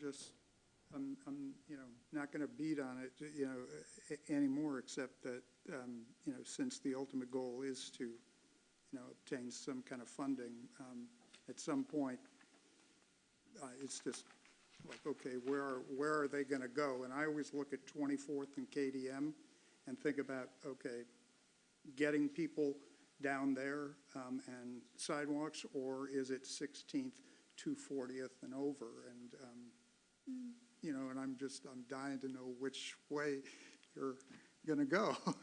Yeah, like I said, I think Barnes Creek Trail is kind of our priority number one, but we're also, like you said, on 24th, the project that we're currently constructing, that will have bike lanes. We're looking at grant opportunities to the north of there between the current project and 216th, which would add bike lanes as well. And then you could take that down 216th with the gateway improvements that we've done over the years. So there's a couple different routes. Going down Kent Des Moines Road, I think, is probably a little further out there than some of these other possibilities. Okay, and one last real quick thing. I was walking down 223rd the other day, and I was thinking of how lovely it is, and then I noticed all the closed bus stops. And so I'm just, and I don't even know if there's a question here, but at some point, if you're going to have this kind of promote transit, there has to be some kind of serious discussion of having these east-west stops that actually work. And is that any part of this? Is there any way to promote, to tie this into, RTC? And the woman made a very good, I'm just like, the timing, you can't extend the 635 out too much further. The scheduling just doesn't work. So does this in any way integrate into getting a second shuttle or some other kind of a deal, or is that just? Yeah, so I mean, the transportation element definitely encourages transit. Now, the feasibility of that, and really in the end, it's kind of up to King County Metro and where they see potential routes and adjustments. And like they came a couple weeks ago now to give their presentation. So really it's a matter of us, whenever I'm in a meeting with King County Metro, I'm always trying to ask for more service. And that's really all that we can do at this point. No, I know you are. I'm just asking if there's any, language relevant in this document that might further that goal. And if not, fine, fine, but yeah, really I believe there is. I don't know exactly where. You might have it. Okay, well, then I'll do more research and Thank you. Okay, so I have made a suggestion based on your comments, so if I can get council consensus. What I'm suggesting under 2.7.1 is provide truck route signage that supports clear wayfinding and easy identification of designated truck corridors within city limits and encourage use of designated truck corridors. Is that what you're looking for? Please. Does that have council consensus for that amendment? Yes. Okay, thank you. Councilmember Grace Matsui. Thank you. It looks like transportation element goal 4.10 is the promotion of transit use and support programs that improve transit coverage. And number 1 is encourage King County Metro and Sound Transit, to expand the number of transit routes serving Des Moines, increasing frequency and span of service. And it goes on, there's about 7 points. And I think some do address the east-west, especially around coordinating from businesses to the Pacific Highway. So that is covered. I don't know if there were any suggested or major changes to 4.11. It doesn't look like it. And there's already in language being added at 4.18 about the feasibility study for a passenger-only study, which again would be a King County ask. I wanted to go back to where the suggested language would be for the other mentions of the passenger-only ferry, and I want to see if there's council consensus on that and what specific language that the council members are suggesting, since there was none offered. I don't have specific language. I would have to work with the consultants in the future to look at some textual amendment, but we would bring that back in a red line format at the public hearing, because that's not something I'd be able to come up on the fly with a recommendation for that. I can clarify a little bit, if you don't mind, Mayor. Go ahead. It's just that we were talking about multimodal transportation, and in the bus route service, metro service, light rail, car and traffic, mentioned many times. It was just that the ferry service was only mentioned that one time, and the point was is emphasis, if we feel this way as a community, it should be an so it might, as it lists the other examples that would be added, that's more of what it was, is to add the emphasis to it, because it really just got a mention more than, and I think it's more important in the community, based on the way council's voted on many of the items, even though it's been split to some extent. The majority has always felt that way, and I think it's worthy of the additional mention in opportunities where there's examples through the document. That's all. So things like where it says the transportation element identifies a roadmap for developing and welcoming a functional system for all users, including people walking, biking, using shared mobility, ferry is where I would add something like that. Okay. That's what I was after. Riding transit, ferry, okay. TR5, that's not TR5. No, that's into the purpose. Oh, of the- okay. We're talking about adding text in, not a goal, but in the text of the document. Okay, so that would be the same thing as the goal, you just add the word water. So it says particularly for walk, bike, water, and transit modes. Yeah. So it's just adding one word, and I think that to Councilmember Grace Matsui's point, all the rest of it, there's nothing else that has a list. You cover it by, it falls under multimodal. So, and since you mentioned that everywhere else, it's just that's the only one that had a list, and so when you're talking about a list. Yeah, there's another section on land use and key destinations, maybe looking at trying to find something about the marina in there. I was gonna look through the document and see if there was places in the text that might make sense, and I'll add it as a red line when we bring it back for the public hearing is what I was suggesting. Thank you. Deputy Mayor Steinmetz. Yeah, just a couple of suggestions on where to include that. It seems that TR 7.6 talks about the goal is to seek funding supports for multimodal improvements, particularly bicycle and pedestrian facilities, but pedestrian facilities also include a walk-on ferry, so it would certainly fit in there. And the other one that I saw that seems to... You want to put including ferries at the end? Yeah. Okay.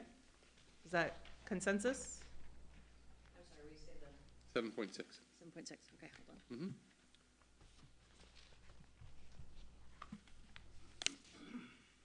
And then, I think it was, where did that go?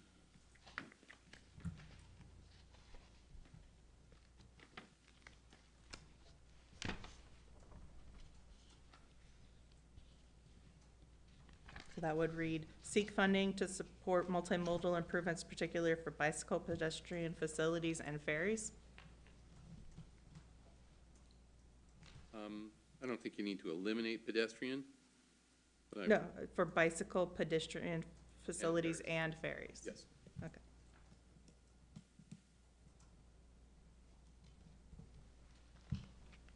Okay. And if you think it fits in TR 6.1, the goals require new development in the Marina District to provide parking spaces either on or off-site or in shared parking structures as required by the Des Moines Municipal Code. Is there a way to include parking spaces not just for new development, but also ferry service Or you could just say for transit. or transit? broader?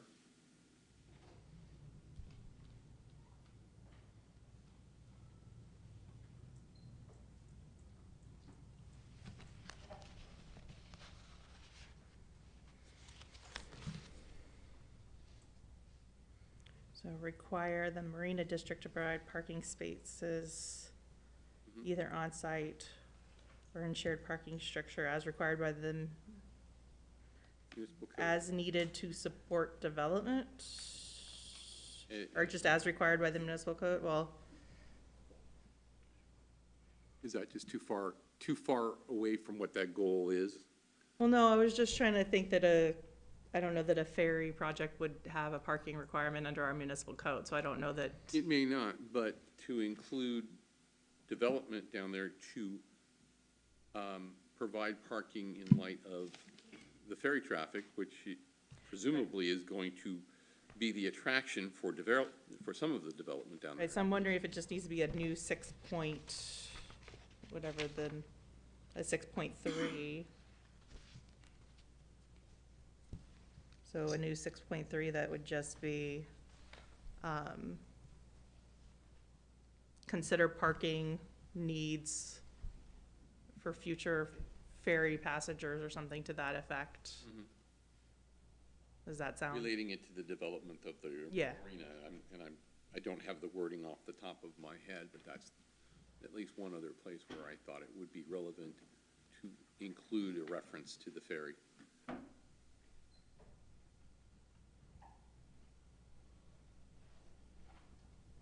Consider parking needs as the marina further expands for ferry service.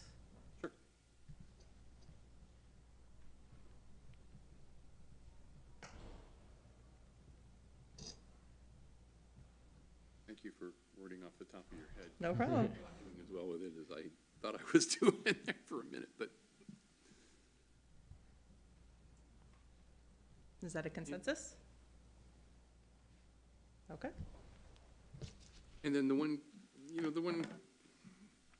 question, a lot of these goals are very good, but very dependent upon other entities funding them. And, King County Metro, both the ferries and the bus service, as we heard about, trying to expand that little shuttle bus that we have. How realistic is it that we can meet the transportation needs that are identified in this when we depend on somebody else for funding? Because all we can really do is advocate. Yeah, I mean, even our TIP in here has a limit and talks about pointing out what happens when we even have our own shortfalls of funding within the projects.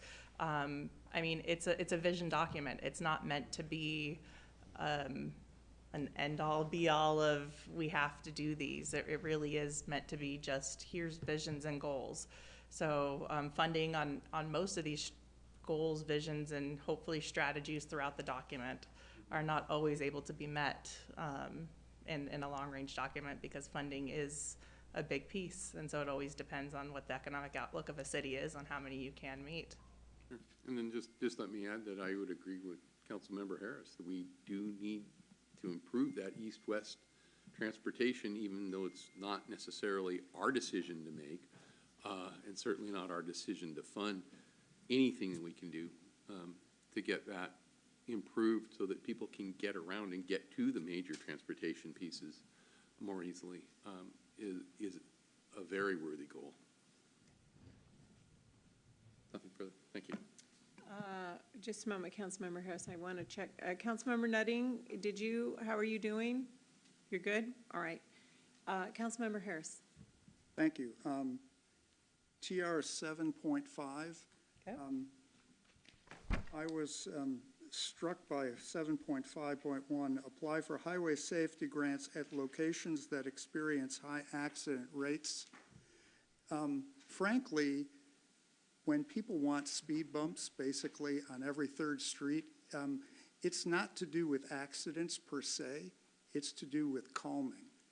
And so is this an appropriate place to expand on that language, or in other words, I'm always struck by the small amount of funding we have for traffic calming measures.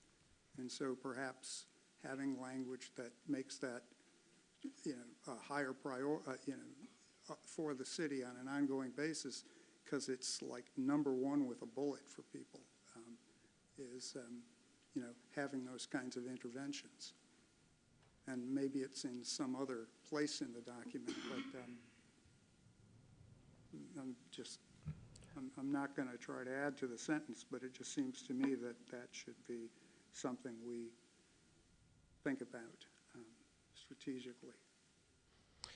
Did you have an add there, Deputy Mayor? Yeah, I just think we can put into that sentence that experience high accident rates or have been identified as needing traffic calming. Well, I think that's correctable countermeasures, and that's what I was thinking, especially with traffic calming or something to that effect. That would work. I just see the word grants and then my eyes Yeah. light up. And just, this is somewhat rhetorical, but, when people talk about the shuttle bus and stuff, I'm blessed to live near the 635. You don't know how fabulous transit is if you aren't near it. So just by virtue of the fact that I'm able to use it, it's like can't imagine life without it now. But if you were 12 blocks away from it, it would be like life on Mars. So, thank you.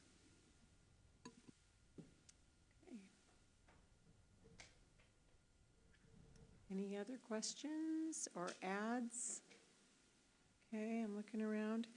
Then it looks like we've given all amendments and recommendations, and we've got consensus on those. There are no more so any closing comments before we move to the next agenda item?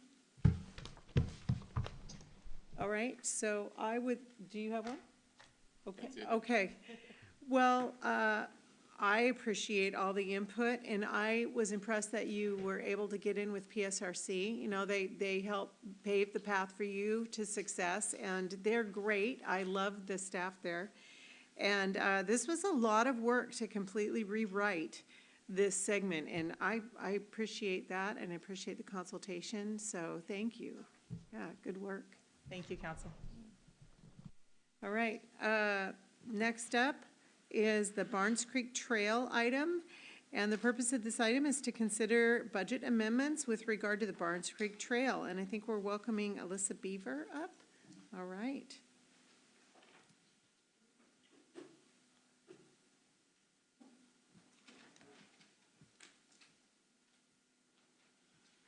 All right.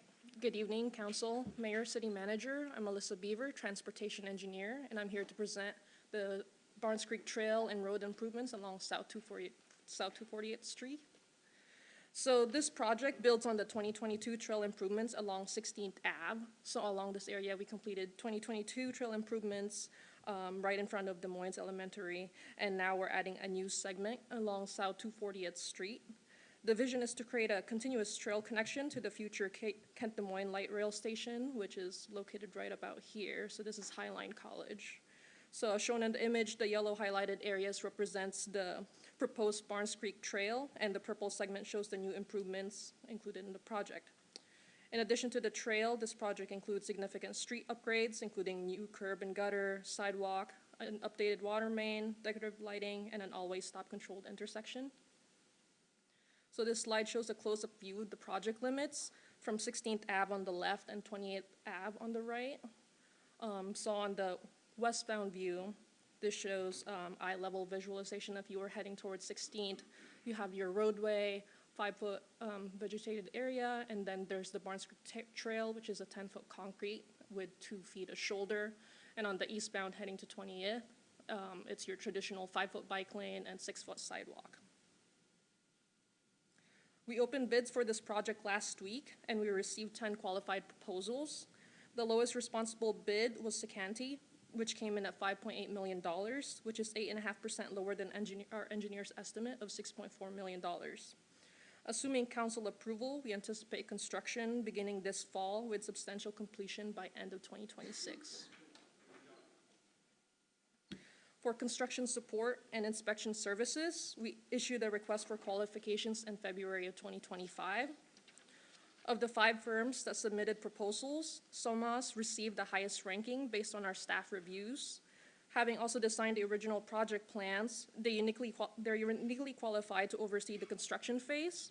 Their familiarity with the project design and local contact adds efficiency and continuity to the delivery of the project. So the total construction cost is $5.8 million based on the low bid, and with administrative and contingency costs, this brings the total to about $7.4 million. Funding is provided through a combination of funding partners, which includes the Washington State Appropriation, Sound Transit, King County Metro, Highline, PSE, Comcast, and Lumen. And the remaining funding gap will be covered by our local transportation capital funds, which includes the Transportation Benefit District, Arterial Payment Fund, and traffic impact fees. The Barnes Creek Trail Council packet includes 5 proposed motions. Motion 1 is the authorization of budget amendment to the CIP worksheet. Motion 2 is the award of construction contract to Secantee. Motion 3 is the approval of the consulting agreement for construction support services with SOMAS. Motion 4 is the approval of the joint utility agreement with Comcast. And motion 5, the acceptance of the Sound Transit System Access Fund. All right, thank you. So, council, are there any questions? Do you have any questions before we begin with these motions? Councilmember Harris and then Councilmember Grace Matsui. I do, and it's a serious question, even though it may sound snippy or like a joke, but seriously, which agency or contractor is in charge of doing the LiDAR or sonar or whatever kind of shared cabling survey? In other words, I have not yet seen, since I've lived in this area, a project where somebody didn't run into something while digging. And so I feel like I have to ask what, and I can get the answer offline, but I really want to know who is responsible for making sure that there isn't a pipe that intersects with a piece of fiber, with a, I think you know where I'm going with this. Yeah, Councilmember Harris. So typically the contractor is responsible for confirming that all of the utilities are in place, because our right-of-way could only show so much, but they're responsible to confirm what utilities are in place. So Secantee would be responsible if we awarded this contract to them. And do they give you like a map or something like that ahead of time that says, or do they have a PE that stamps something that says ran this survey? I'm just saying, this happens like a lot, and I know it's an awkward discussion, but it's striking to me how often we run into these things after the machines show up. So I'm just. Yeah, I don't believe so, only afterwards if they found it. Okay, I'm not trying to give you, I'm just saying it's just something that I'm sure hoping we are doing. Thank you. Councilmember Grace Matsui. Thank you. Thanks for the presentation. So I wanted to make sure that I am understanding and following correctly. So we're talking about curb, gutter, trail sidewalks, undergrounding utilities, a joint utility trench, a turn left pocket, all the way stop, lighting, landscaping, on what's the length that this project will entail? Like how many miles? I believe it's, I can confirm later, yeah. Sure, but less than 3? Yeah, so it's going to cost nearly $9 million to do this to less than 3 miles of road. Yeah, I just wanted to confirm those numbers with you, because I think we get asked quite a bit why we don't go out and do this to more roads, and I believe that is the answer. So I wanted to make sure that we knew that the cost of doing this per mile is in the millions of dollars, like possibly $3 million per mile. Yeah, but I think it's actually shorter than 3 miles, and so yeah, I bet you that it's actually more than that. It's closer to 4 or 5. So in case someone wants to ask us why we aren't doing this on every other street, that may be the answer. I appreciate it. Councilmember Nutting.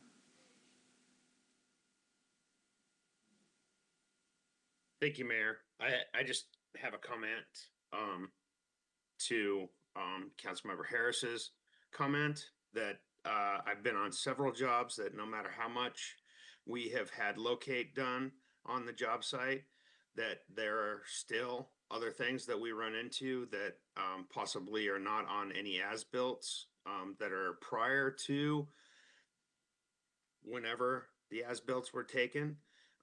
So it happens on every job site. So I wouldn't be surprised if we run into stuff here. It just, that's the nature of the beast. And second of all, I'd like to make the motions whenever you're ready for them, Mayor. That I already had an ask for that, but I will give you the seconds. Is that all right? Thank you. All right, any other questions before the motions?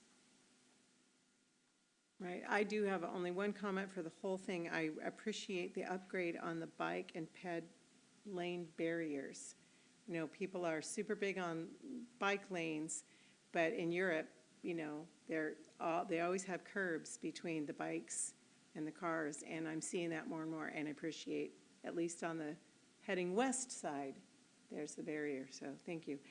All right, with no further ado, I'm going to open for the motions. Deputy Mayor Steinmetz for motion number 1. Thank you, Madam Mayor. I move to direct the administration to bring forward a budget amendment to the 2025-2030 capital improvement plan and the 2025 capital budget to include the amended Barnes Creek Trail project as described herein, and include such amendment in the next available budget amendment ordinance. The second, Councilmember Second. Nutting. Councilmember Nutting for the second. Any discussion? All in favor, raise your right hand. Looks like it's unanimous. Thank you. All right, on to the motion number 2.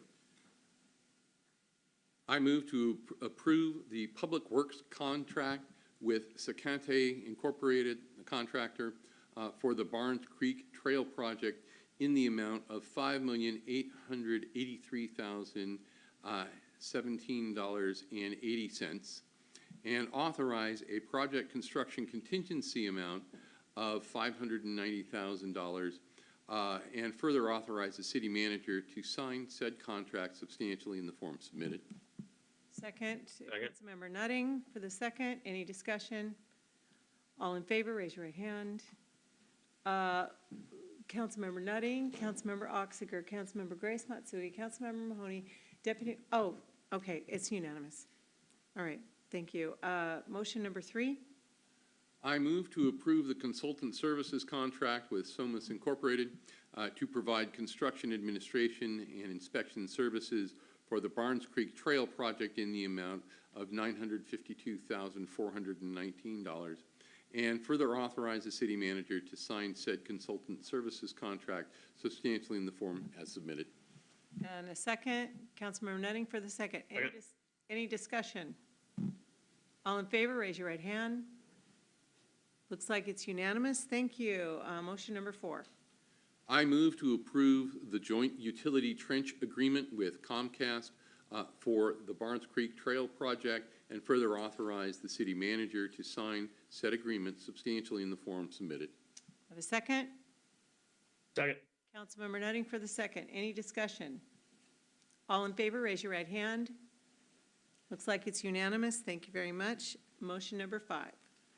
I move to accept the Sound Transit System Access Funds for the Barnes Creek Trail project in the amount of $1,985,000, and further authorize the city manager to sign the System Access Fund project agreement substantially in the form as submitted. The second? Second. Councilmember Nutting for the second. Any discussion? All in favor, raise your right hand. And it is unanimous. Motion passes. All 5 motions passed. Great. Congratulations. Thank you for the presentation. Excited for the project. Mm-hmm. All right.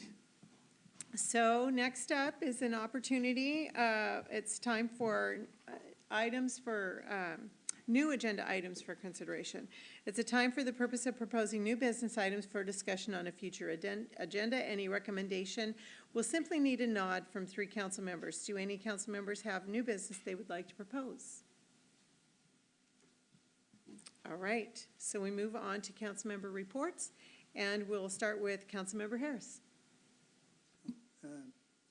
Thank you. I did not want to take time before, but the Flood District Advisory Committee is having several meetings this month, and it's one of those things that's gone from, merely $100 million to close to $1 billion now.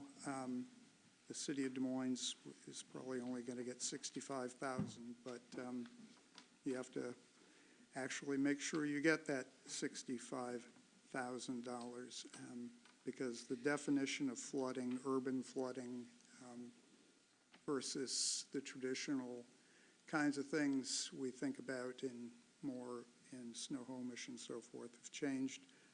I was appreciative of a document the city manager set to us today concerning the possible 2032 DNL 65, the boundary for eligibility on sound insulation. If adopted in 2032, that would probably be like about 52, 53 more homes eligible for first-time sound insulation in Des Moines.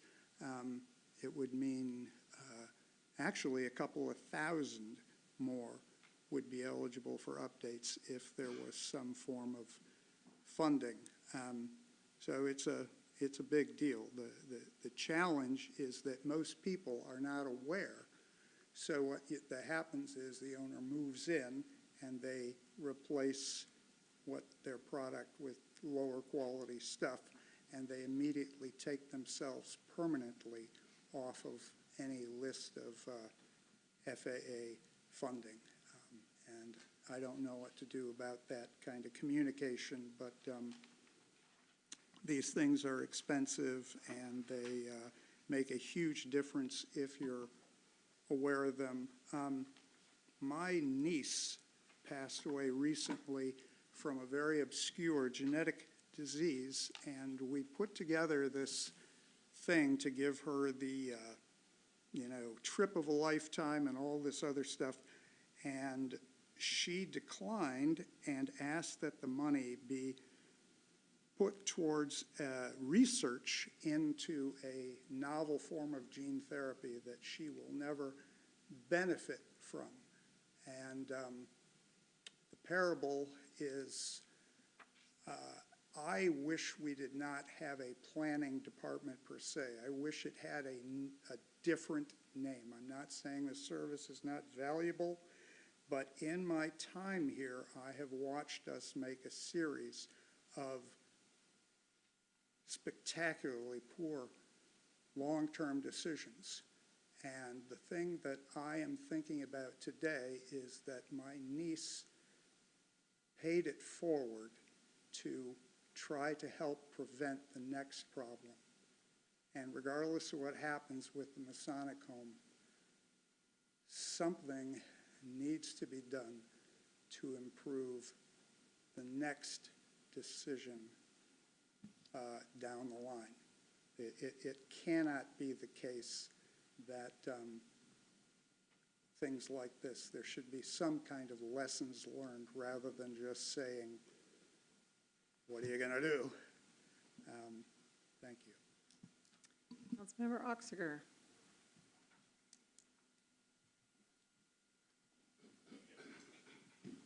Thank you, Mayor. Just want to remind everybody that this is our sole meeting for the month of August, but we do have a significant event coming up on the 23rd, which is the Poverty Bay Blues and Brews Fest by Rotary, and it'll be down at the beach park. It's always an incredible event, and anybody that is interested in tickets or anything, they can go to drinktomusic.org and sign up, and we welcome the huge number of crowds that come out for the event. That's it. Thank you. Thank you. Councilmember Mahoney. Thank you, Mayor.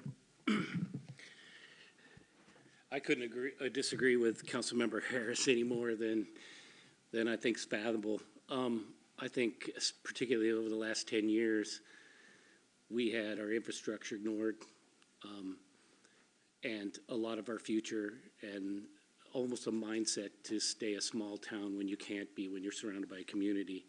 I think in the last 10 years, the things we've accomplished, people forget the marina that's avoided some flooding and some condominiums and so forth and made a nice place for people to be.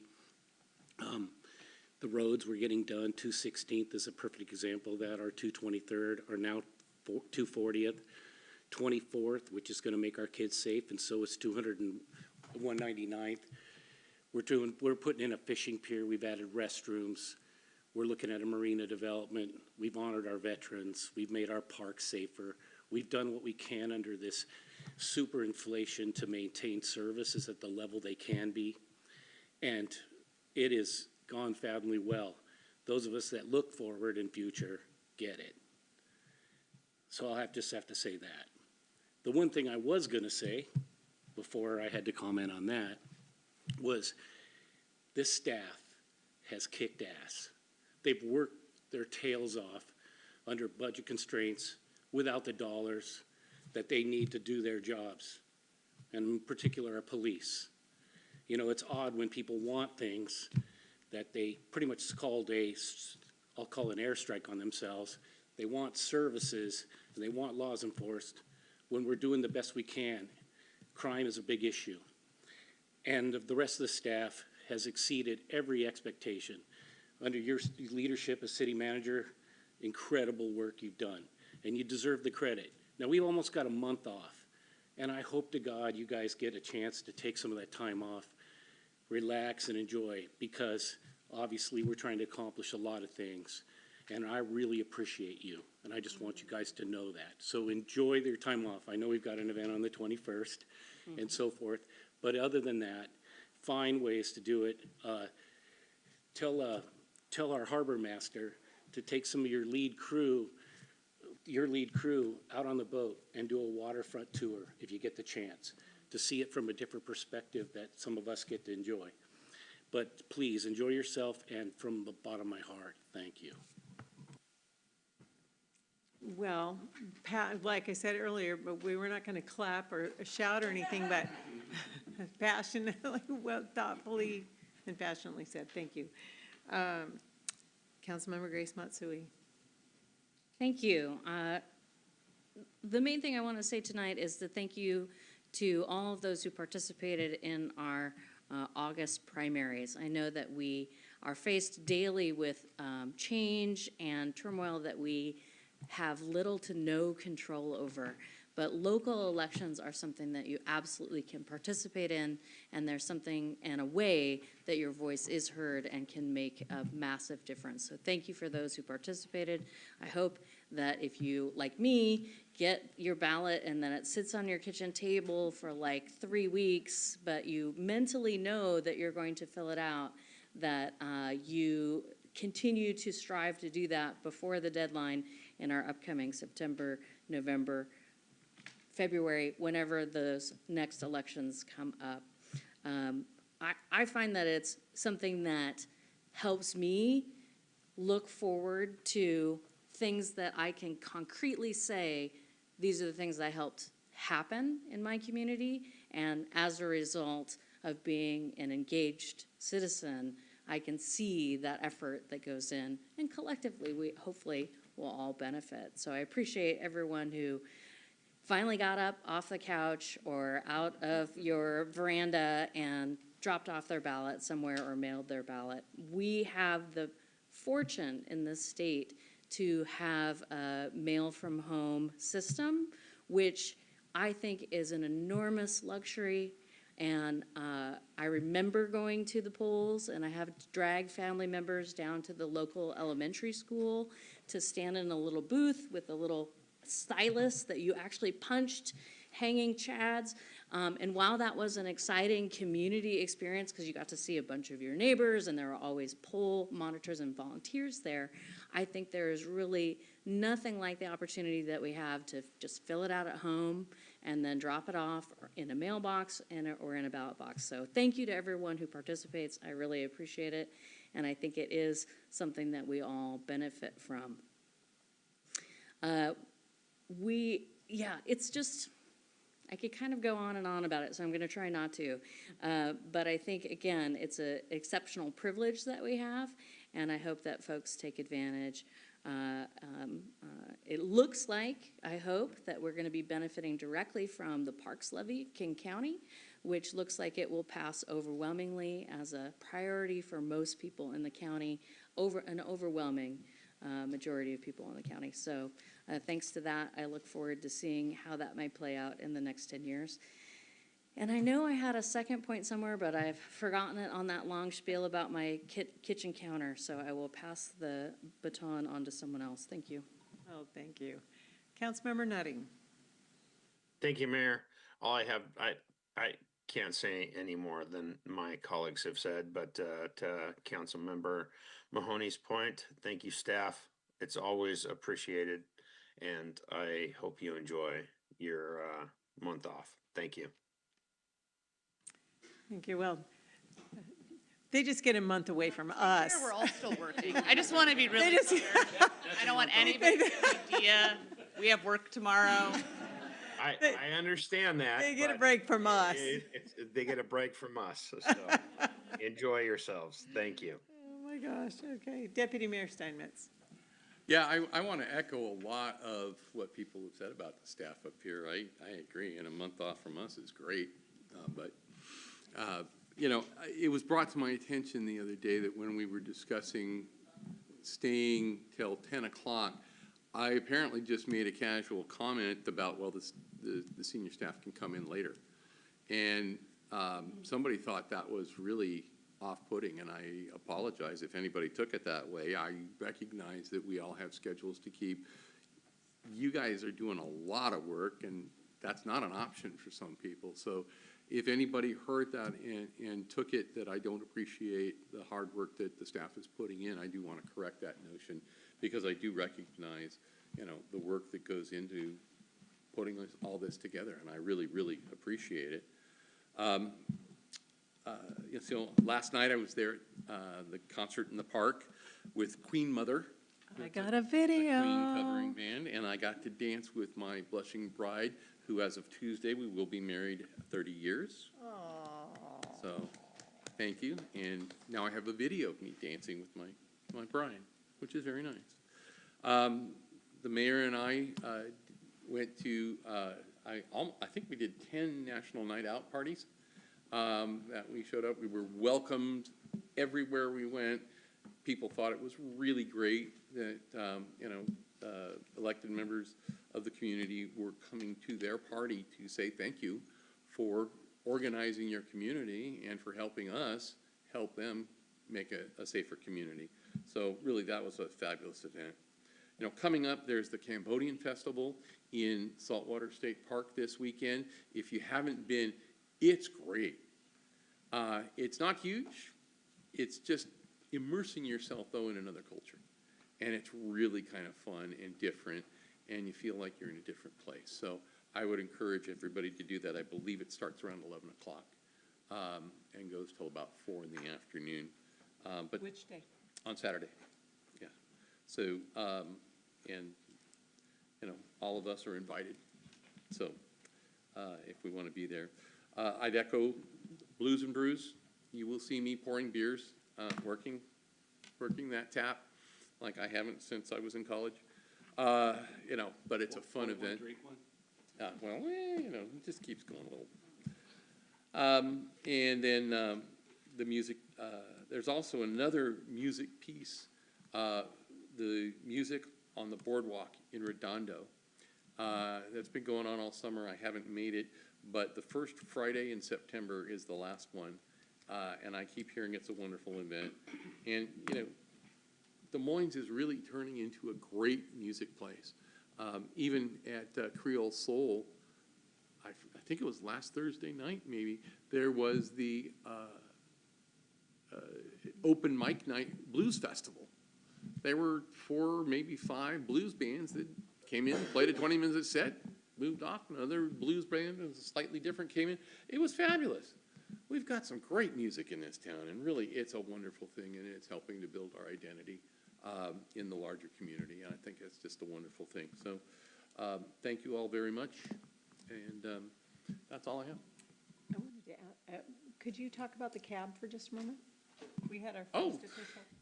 We had our first official meeting of the Citizens Advisory Board. Wow. Sorry, I forgot about that. And so we now have all the 3 subcommittees and membership on those 3 subcommittees have been approved. We have everybody who has a 2-year term and a 4-year term to start off with, because there's going to be a stagger so that we're not replacing the whole cab after 4 years. So in 2 years, people will be renominated for a 4-year, or new people will come in. And we've had at least 2 new people apply to be in the cab. If there is anybody out there listening still at this late hour, it's not that bad, you know, apply for the cab. Get involved in your community. This is a great place to do something like that. So, again, thank you all very much. Thank you, Deputy Mayor. Well, I echo a lot of things that have been said up here. Appreciate this time. I'm having a great summer. I appreciate interacting with the community. I'm having a blast doing that. We are full of events in this community, and I'm appreciating it so much. We had other than, well, the farmer's market every Saturday, park run every Saturday, this celebration down at Saltwater Park this Saturday. We are becoming quite a little global draw around here, and I appreciate being on the water, being so close to the airport. We had an international conference happen just at Highline College last weekend, and I was able to say thank you for coming as the mayor, you know, and welcome them into our town. But several hundred people from all over the world. So in our little town, I appreciate being able to host things like that. Coming up, I'm looking forward to our mini budget season, because we're on a biannual budget now, but the opportunity maybe address some of the challenges that our community's been feeling. Looking forward to just having those conversations, maybe solving some of those challenges, and looking forward to our strategic plan, and looking forward to our planning commission. So we've got a lot of good, strong planning things coming forward that I think are going to be great foundations for overcoming even some of the things we talked about tonight. So great week, great summer still to come. This concludes our meeting for the evening.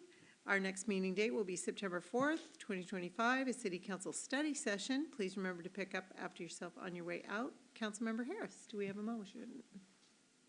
I move to conclude this meeting of the Des Moines City Council.